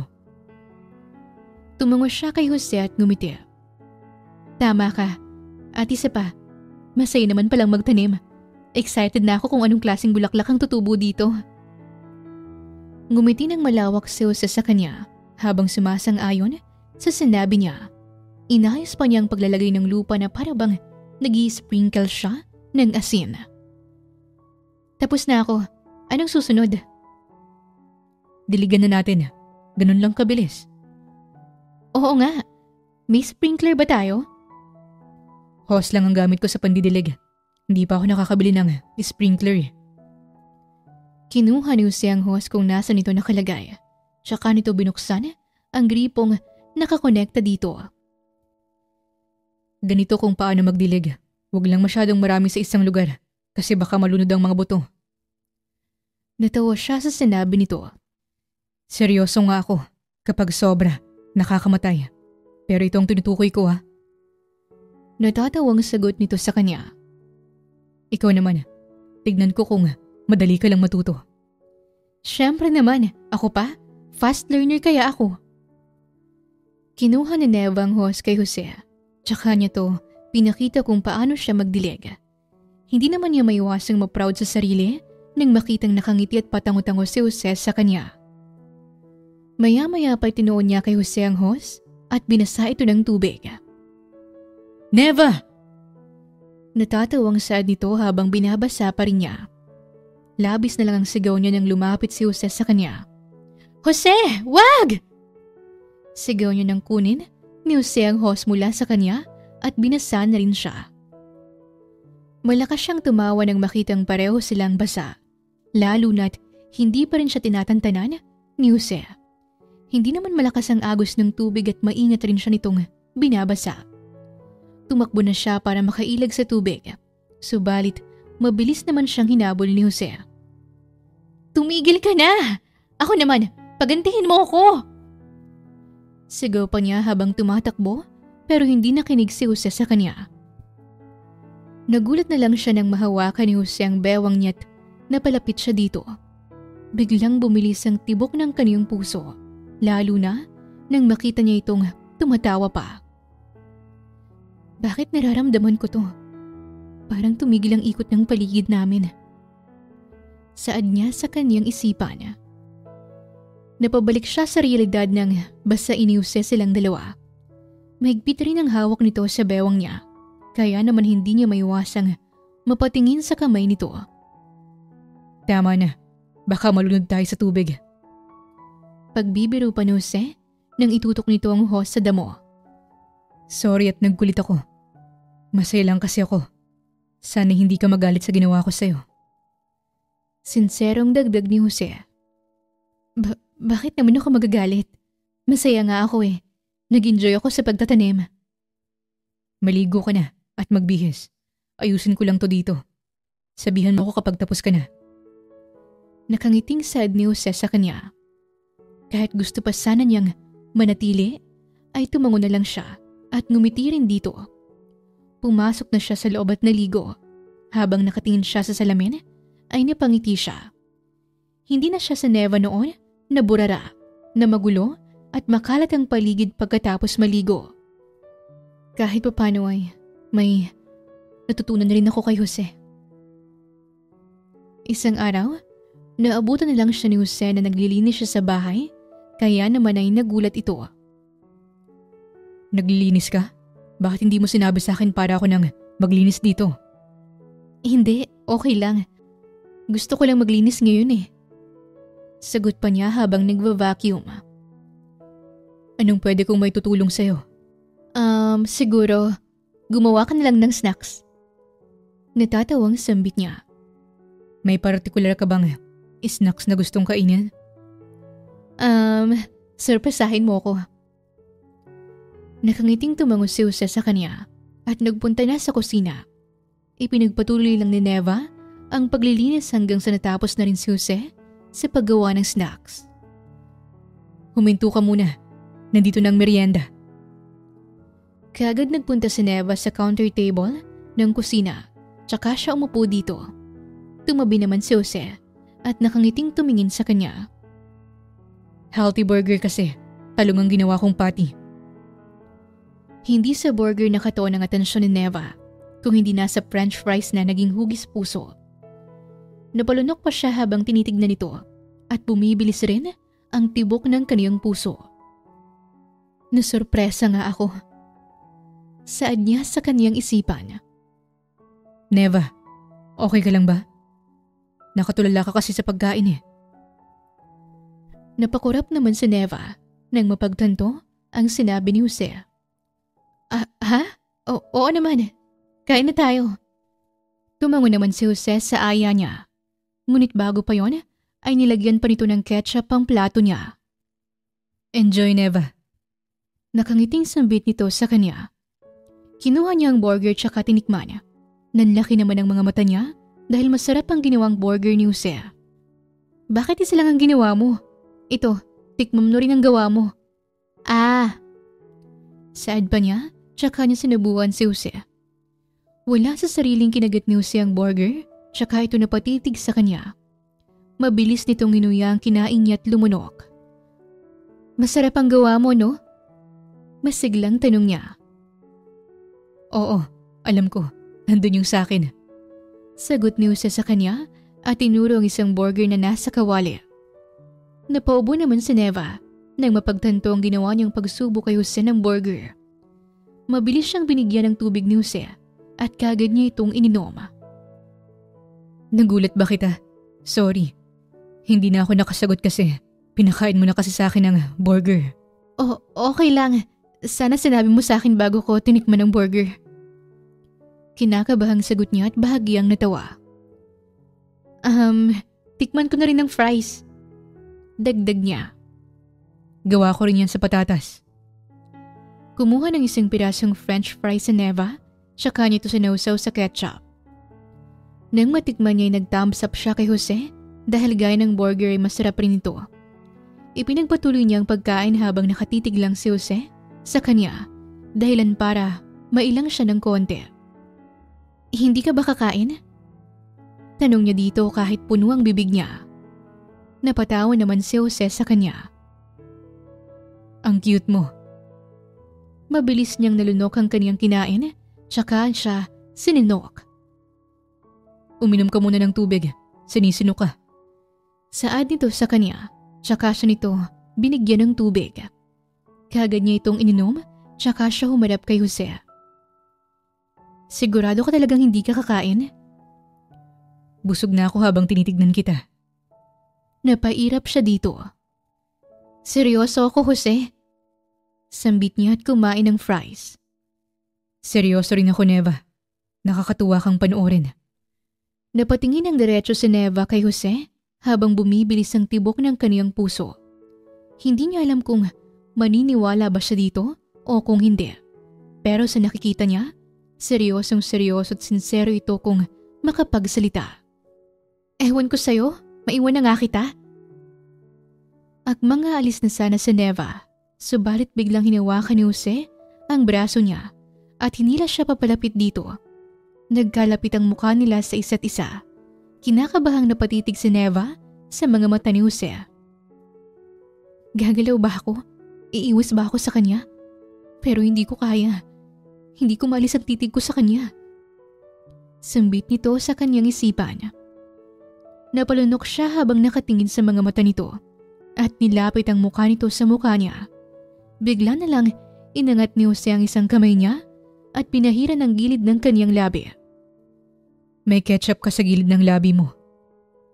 Dahan-dahan siyang tumango dito at sinubukang gumalaw, subalit hindi niya magawa. Para siyang inaakit at inihilas sa mga mata ni Jose. Ang ganda rin pala ng mga mata mo sa malapitan. Tuloy nang sumabog ang puso ni Neva sa sinabi nito sa kanya. Lord, tulungan mo ko. Hindi ako makahinga. Parang sasabog na rin ako dahil sa kaba. Pagsusumamo pa niya sa kanyang isipan. Napaiwas siya ng tingin kay Jose dahilan para bitawan nito ang braso niya. Sorry, Neva. Hindi ko sinasadya. Wala ka namang kasalanan na. Alam mo, matagal na kitang napapansin. Panay sorry ka kahit wala ka namang ginagawang mali at masama. Pakiramdam ko kasi mali ang ginawa ko. Hindi ko sinasadya. Sorry. Ayan, nagsusorry ka na naman. Ayos lang sa akin, Jose. Salamat sa pagpupuri mo sa mga mata ko at sa pagpunas ng ketchup sa gilid ng labi ko. Sagot ni Neva, tsaka niya kinagat ang kaniyang ibabang labi. Kinabukasan ng tanghali ay bababa na sana siya galing sa kwarto. Subalit, napahinto siya nang makitang regalo ng kaniyang lolo Ricardo. Kinuha niya yon at tinitigan. Hindi naman masama kung gagamitin namin ni Jose to, hindi ba? Nakangiting sambit niya. Dinala niya yun at sasabihin sana niya kay Jose ang kaniyang nais pero napatigil siya nang marinig na may kausap ito sa telepono. Miss na rin kita, babe. Magkikita rin tayo soon. Biglang tumulo ang luha ni Neva matapos niya itong marinig. Nahulog rin ang tiket sa kamay niya at mabilis siyang tumakbo papunta sa itaas. Nilak niya ang pinto para hindi makapasok si Jose. Ang bobo mo, Neva. Ikaw lang naman na nagsabi na hanggang 3 buwan lang kayo tapos ngayon iiyak ka? Bakit? Nahuhulog ka na ba sa kanya? Gusto mo na siya? Galit na usal niya sa sarili. Humiga siya sa kama, yakap-yakap ang unan at umiiyak pa rin.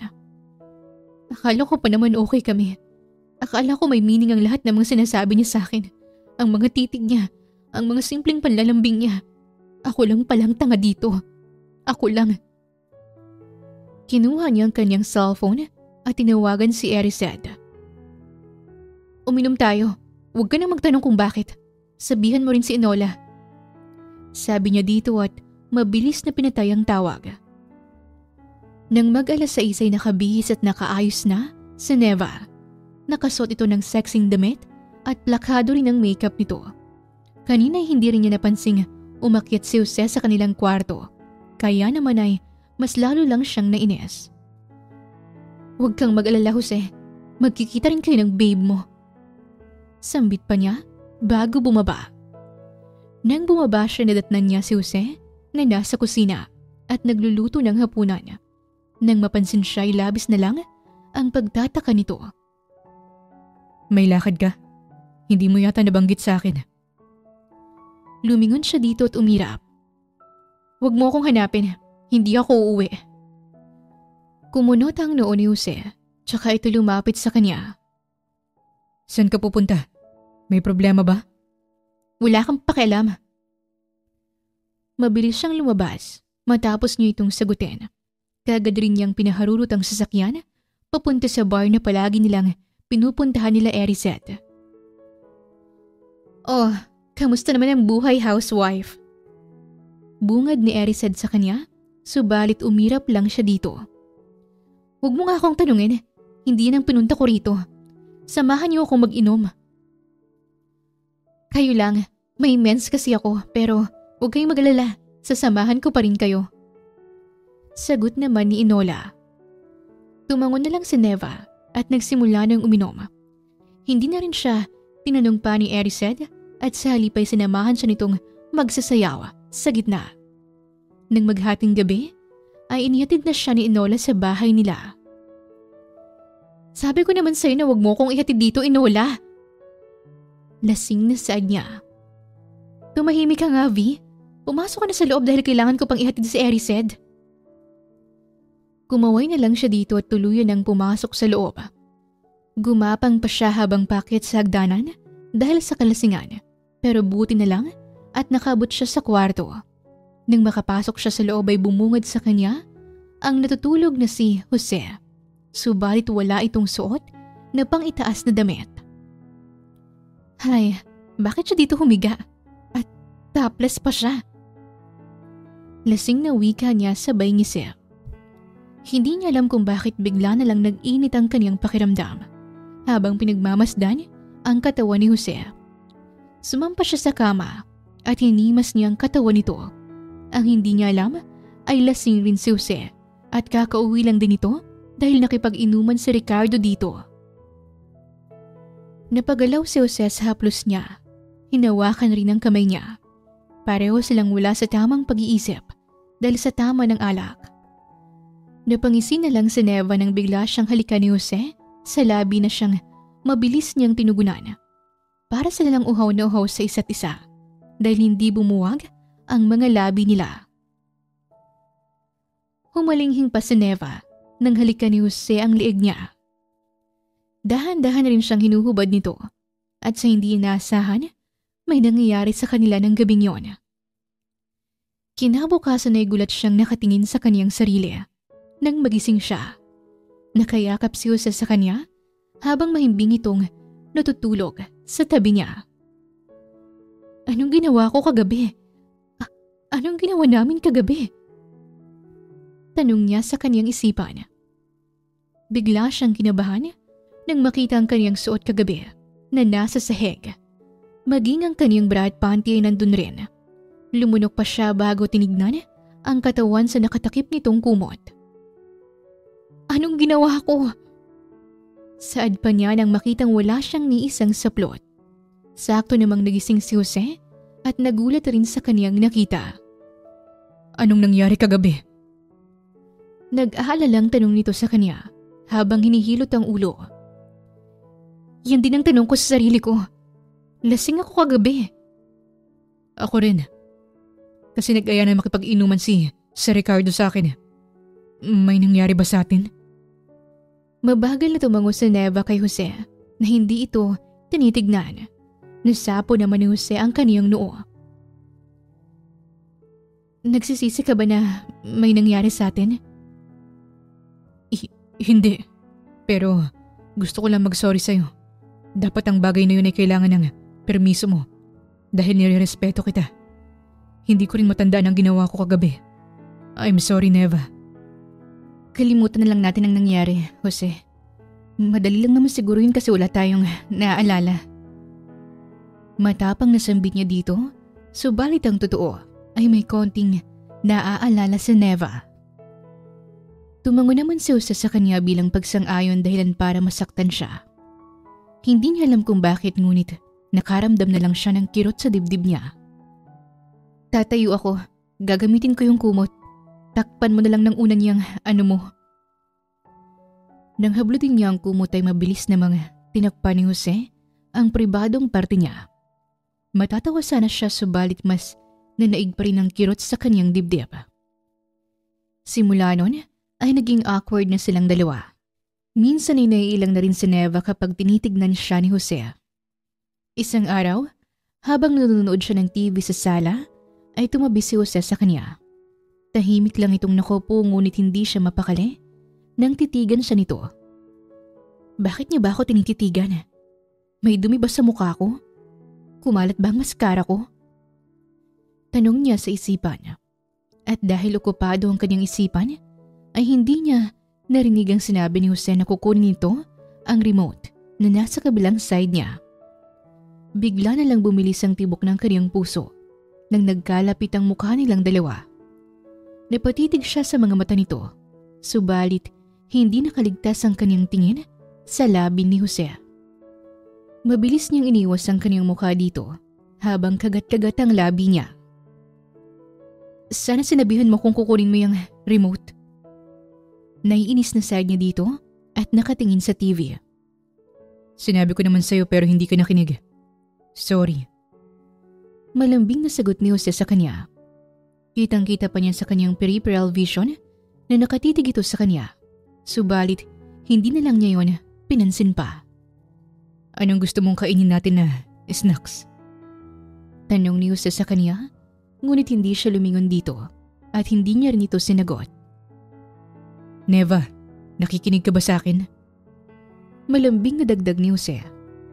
Bakit mo ba ako tinatanong? Kung nagugutom ka, edi kumain ka mag-isa. Inis na sagot niya at umakyat sa kwarto. Bakit pa niya ako tinatanong?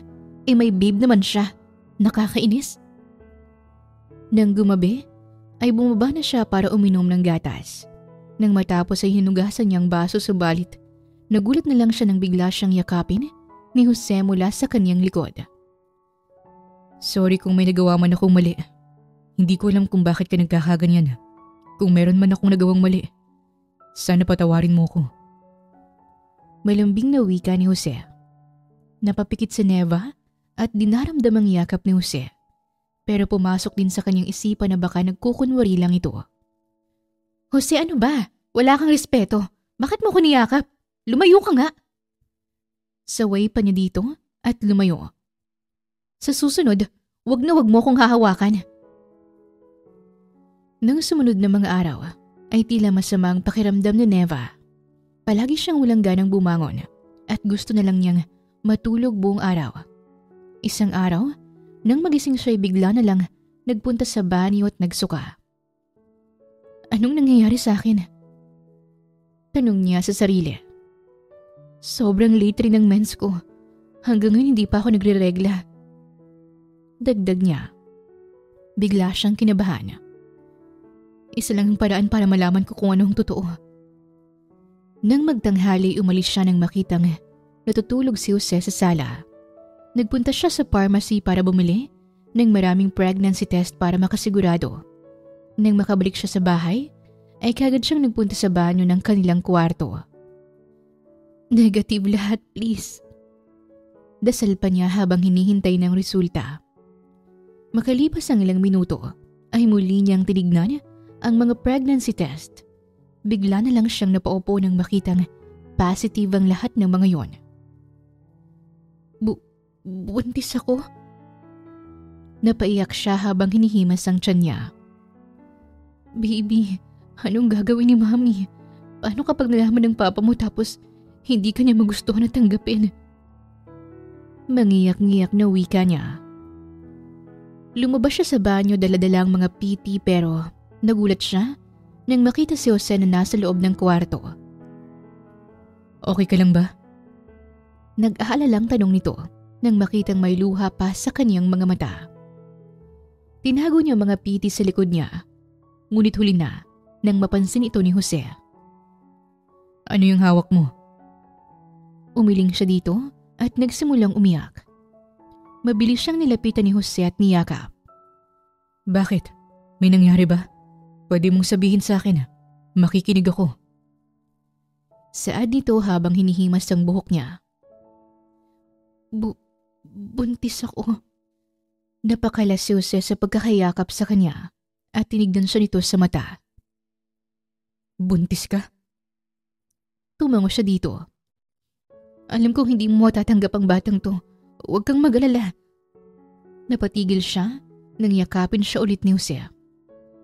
Masaya ako, Neva. Magiging tatay na ako. Paano ang girlfriend mo? Napaharap si Jose sa kanya habang nakakunot ang noo. Girlfriend? Bakit naman ako magkaka-girlfriend? May asawa na ako. Asawa na kita. Narinig kita noon. May kausap ka sa telepono. Sabi mo mismo siya. Tinawag mo pa nga siyang babe. Napatawa si Jose sa sinabi niya. Kapatid ko ang tumawag, Neva. Kapatid ko lang yun. Nakakabatang kapatid na babae. Napasimangot siya at hindi naniwala sa sinabi nito. Pangako hindi ako nagsisinungaling. Hindi ka ba naniniwala sa akin? Hindi sumagot si Neva at iniwas rin niyang tingin dito. At may sasabihin rin ako sa'yo. Ayoko na magtago sa'yo. Napatingin ang diretso si Neva sa mga mata ni Jose. Hindi niya alam kung bakit kinakabahan siya. Para siyang natatakot sa sasabihin nito. Umupo muna tayo para maging komportable ka at ang baby natin. Inalalayan siya ni Jose papunta sa kama at pinaupo. Hinawakan naman ni Jose ang kamay niya. Kaya naman ay hinigpitan rin niya ang paghawak nito. Mahal na kita. Matagal na. Bumilis ang tibok ng puso ni Neva. Tsaka niya ito tinanong. Kailan? Nung kinasal tayo? Nung nandito na tayo sa bahay? Umiling si Jose sa sinabi niya. Nung 18 ako. Yun ang unang beses kitang nakita. Nasa restaurant ka nun. Kasama si na Erised, Enola, at si Lolo Ricardo. Doon ako nalab at first sight sa'yo. At ang totoo, ay anak ako ni Ricky Villarreal. Ang may-ari ng Villarreal Pure Foods Incorporated. Nung nakita kita noon, nagpumilit ako kay daddy na magtrabaho sa lolo mo bilang isang hardinero para masubaybayan kita. Pumayag naman si daddy at Lolo Ricardo dahil ipapakasal din nila tayo para sa negosyo. Pinatago ko rin ang pagkatao ko kasi narinig kita noon Sabi mo, ayaw mo sa mayayaman pero anong gagawin ko? Ako ang tagapagmana ng daddy ko. 6 na taon na kitang gusto, Neva. 6 na taon na kitang mahal. At ngayong buntis ka, pinapangako kong aalagaan kita at ang magiging anak natin. Jose. Naiiyak na wika ni Neva. Naging speechless siya dahil hindi siya makapaniwalang matagal na siyang mahal ni Jose. Bakit sinasabi mo to ngayon? Kasi ayoko na magtago sa'yo. Hindi ko na kaya magtago lalo na't buntis ka. Nasa tiyan mong magiging anak natin. Sagot ni Jose sa kanya habang hinahawakan ang magkabilang pisngi niya. Pero paano ba yan? 3 buwan na tayong kasal. Makikipaghiwalay ka pa rin ba sa akin? Mabilis siyang umiling dito dahil ang totoo ay mahal na rin niya ito. Mahal kita. Turan pa niya. Ngumiti ng malawak si Jose sa kanya habang tinitignan siya. Talaga? Seryoso? Hindi ka napipilitan sa akin? Totoo nga. Isipin mo nga, bakit ako magsaselo sa babe mo kung napipilitan lang ako? Gusto ko pang sabihin sa inyo na gamitin natin ang regalo ni Lolo kasi sayang. At dahil doon, napilitan ako makipag-inuman kina Ericid at Inola. Dahil sa pagsaselos, nabuntis ako. Napatawa naman si Jose sa pag-amin niya. Naniniwala ako sa'yo. Mahal na mahal din kita sobra. Napatitig si Neva kay Jose. Dahan-dahan namang lumapit ang mukha nito sa mukha niya at marahan siyang hinalikan nito sa labi. Nahalikan ko ulit ang labi mo. Nakangising sad ni Neva kaya naman ay napangiti rin si Jose. Hinahalik-halikan pa siya ni Jose ng marami sa pisngi at sa buong mukha dahilan para mapasigaw siya dahil sa kiliti. Tumigil ka nga dyan! Pabirong saway niya dito. I love you, Neva. At mahal ko rin ang baby natin. I love you too, Jose. Mahal ka namin ng baby natin. Kinagabihan ay ibinalita rin ni Neva at Jose sa mansyon ng pagbubuntis nito. Talaga? Congratulations, apo. May apo na ako sa tuhod. Natutuwang sad na Ricardo nang nagpunta sila sa mansyon. Thank you po, Lolo. Thank you, Lolo. Pero alam ko namang ako lang ang paborito mong apo. Natatawang sagot naman ni Neva. Siyempre naman, Iha. Pero alam mo na ba ang totoo? Tumango si Neva sa kanyang lolo bilang sagot. Huwag po kayong mag-alala. Wala na pong kaso sa akin yon. Ang mahalaga po ay kung ano ang meron sa amin ngayon. Kontento na po ako. Marahan namang tumango si Ricardo sa kanyang apo. Mukhang nag-mature ka na, ha? Masaya ako sa development mo, apo. And I know, magiging mabuti ka rin ina sa anak mo. Napanguso si Neva para maiwasang mapaluha at mahigpit siyang niyakap ni Ricardo.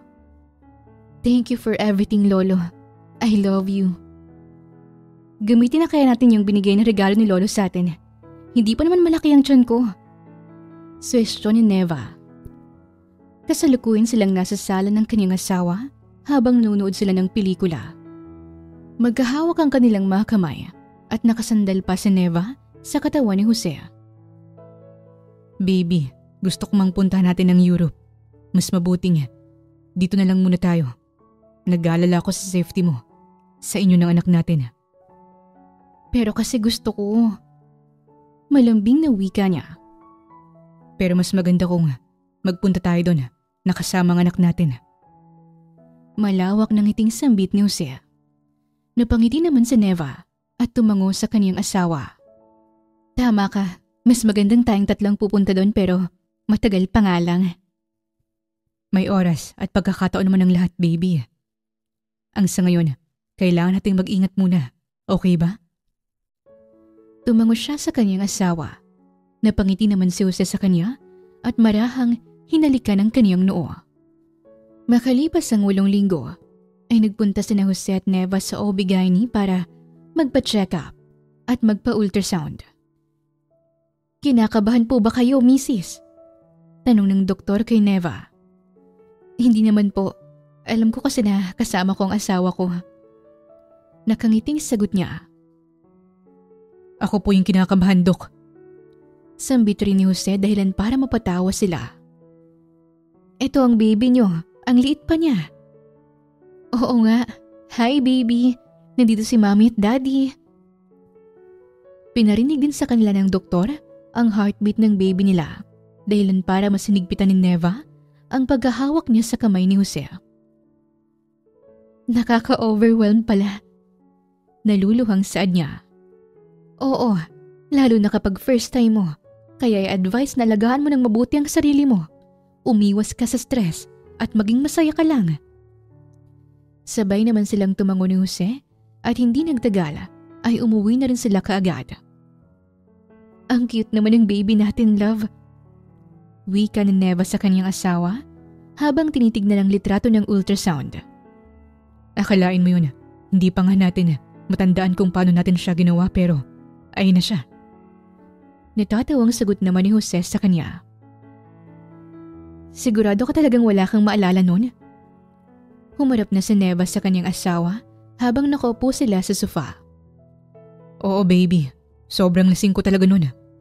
Nilasing ako ni Lolo Ricardo nun eh. Gusto mo bang subukan ulit? Yung hindi mo malilimutan?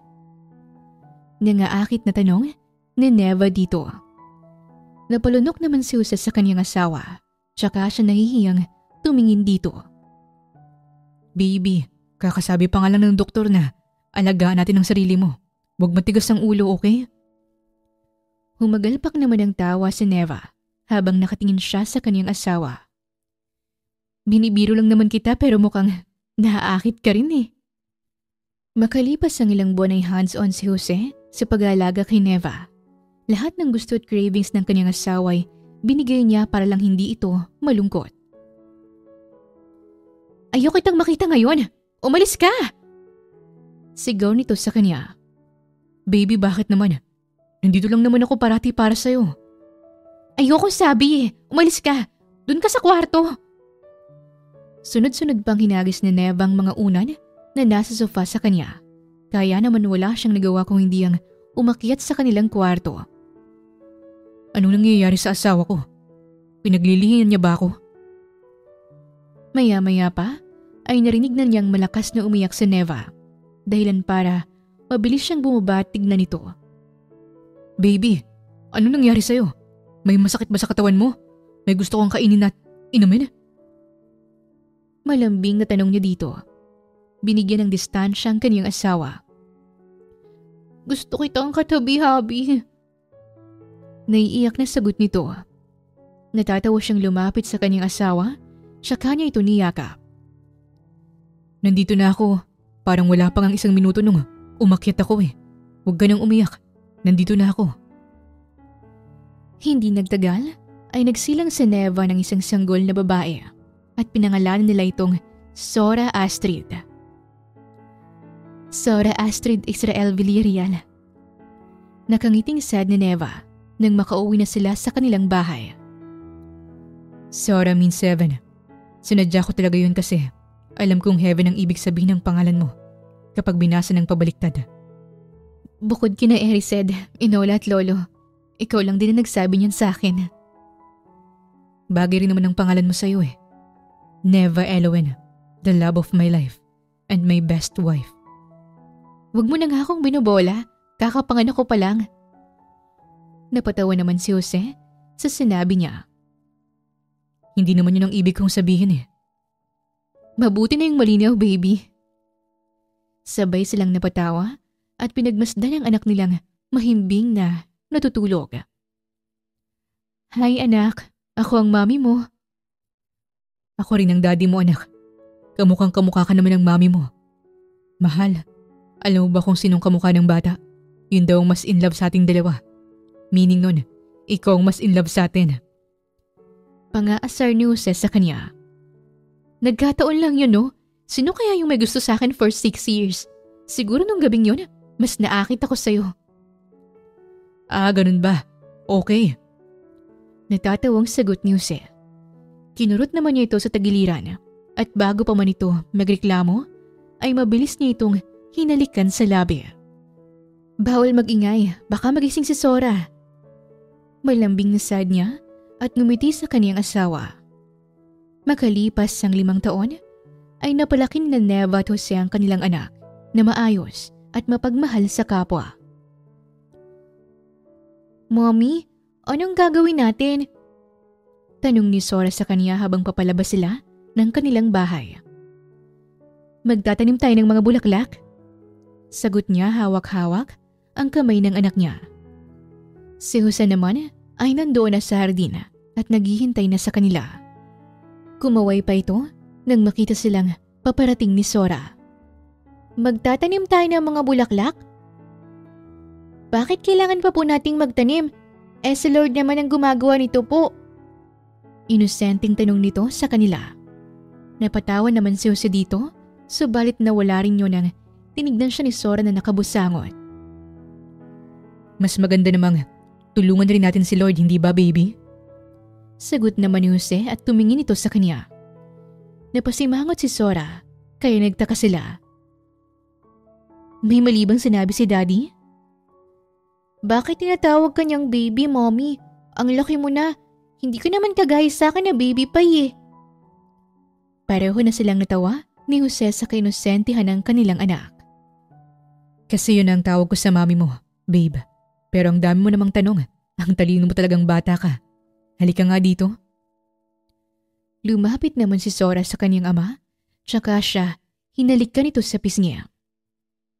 Sige na, maglinis na tayo, hubby. Since ready naman na ang lupa, ang gawin natin ay i-sprinkle itong mga buto sa lupa.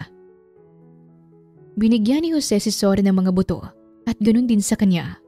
Sabay nila itong binudbud sa lupa at gumuhit yun ng malawak na ngiti sa mukha ni Sora. Ano na po ang susunod, Daddy? Lalagyan na natin ng lupa. Nasaan po ang gloves? Hindi tayo magsusuot ng gloves, babe. Mas maganda kung mararamdaman natin ng lupa. Sagot niya dito at natawa. Naalala rin kasi niya nung panahon na tinulungan niya si Jose sa pagtatanim ng bulaklak noon. Nakakadiri naman po pero sige na, tutulungan po natin si Lord sa pagtatanim. Nakataas pa ang hinlilit ni Sora habang hinahawakan niya ang lupa. Nagulat na lang sila ni Jose nang bigla itong sumigaw. Yak! May earthworm! Ew! Napahagalpak sila ng tawa nang nandidiri pa ito habang tinitignan ng bulate. Alam mo bang nakakatulong ang mga earthworms sa pag-moisturize ng lupa? Curious namang napatingin si Sora nang ibaling ang tingin sa kanyang ama. Paano naman po? Dahil sa poops nila. Labis na nanlaki ang mga mata ni Sora, tsaka siya lumayo kung nasan siya nakatayo. Ang dumi naman pala nito, Daddy. Okay lang yan, babe, kasi nakakatulong naman tayo ni Lord. Ipinagpatuloy nila ang pagtatanim. Kahit nandidiri si Sora, hindi nila maiwasang matawa sa kanilang anak. Subalit, pinapaliwanag naman nila dito ang kahalagahan ng pagtatanim. Hindi nagtagal, ay napagpasya na nilang magpunta sa Europe kasama si Sora. Labis pa ang tuwa nito habang sumasakay sila ng eroplano. Nang makarating sa unang destinasyon, sa France, ay kagad nilang pinuntahan ang Eiffel Tower. Tama ka nga, hubby. Mabuti na lang at hinintay ko ang pagkakataong to. Ang makasama natin si Sora dito sa Europa. Masayang-masaya ako, baby. Kasi naghintay ka. Hindi ka nagmadali. Ganon din yata ako sa'yo eh. Naghintay ako ng 6 na taon bago ko masabi sa'yo na mahal kita. Siguro nasa timing rin yan dahil alam ni Lord na darating ang tamang panahon para sa mga bagay na ating inaasam. Napatango si Neva sa kanyang asawa. Tsaka niya ito hinalikan sa labi. Ipinagpatuloy pa nila ang pagbabakasyon at nagpunta pa sila sa Italy, Portugal, Belgium, Netherlands, Switzerland, Norway, Finland at Spain. Kalaunan ay pinakilala na si Jose bilang bagong CEO ng Villarreal Pure Foods Incorporated. Masayang-masaya naman si Neva para sa kanyang asawa at suportadong-suportado niya. Si Neva naman ay nanatiling masayahin at butihing housewife. Tinanggihan rin niya ang alok ng kanyang lolo na maging bagong CEO ng kumpanya nito. Para sa kanya, kontento na siya sa bahagi na meron siya. Masaya namang nirespeto ni Ricardo ang kanyang desisyon at naging proud pa ito sa kanya. Si Sora sa kabilang banda ay naging isang ganap na dalaga. Nagbago na rin ang ugali nitong maarte dahil para sa kanya, walang masamang sumubok ng mga bagong bagay. Nagkaroon rin siya ng 2 pang mga kapatid na sina Alicia at Gabriela. Mayasaya silang nanirahan bilang isang buong pamilya kasama si Lolo Ricardo na labis na masaya dahil sa kanila. Takot man si Neva noon, ngayon ay handa na siyang harapin ang lahat kasama ang kanyang asawa at mga anak. Ang lahat ng bagay ay may tamang panahon para ito'y mangyari at umusbong gaya na lamang ng isang bulaklak. Katulad din ni Jose, ay naghintay siya ng 6 na taon para sabihin kay Neva ang totoo niyang nararamdaman dito. Hindi siya nagmadali at hinabaan ang kaniyang pasensya dahil alam niya darating ang tamang panahon para sa kanila.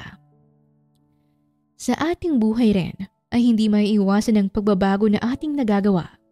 Malaki man o maliit, ang mahalaga ay natuto tayo sa mga bagay na malay natin makatulong sa ating hinaharap at ating kapwa. Ipinapakita rin sa kwentong wagas na pagmamahal ni Jose sa kanyang asawa na si Neva. Kahit imposible, hindi niya akalain na makalipas ang 6 na taong pagbabantay, pagsubaybay at ang lihim nitong pag-ibig kay Neva ay naging posible. At ngayon, sila'y kontento at masaya. Wakas! Maraming salamat po sa inyong pakikinig sa kwentong ibinahagi namin ngayong araw. Muli, ito po ang Tales of Siren at hanggang sa ating muling kwento. Maraming salamat po.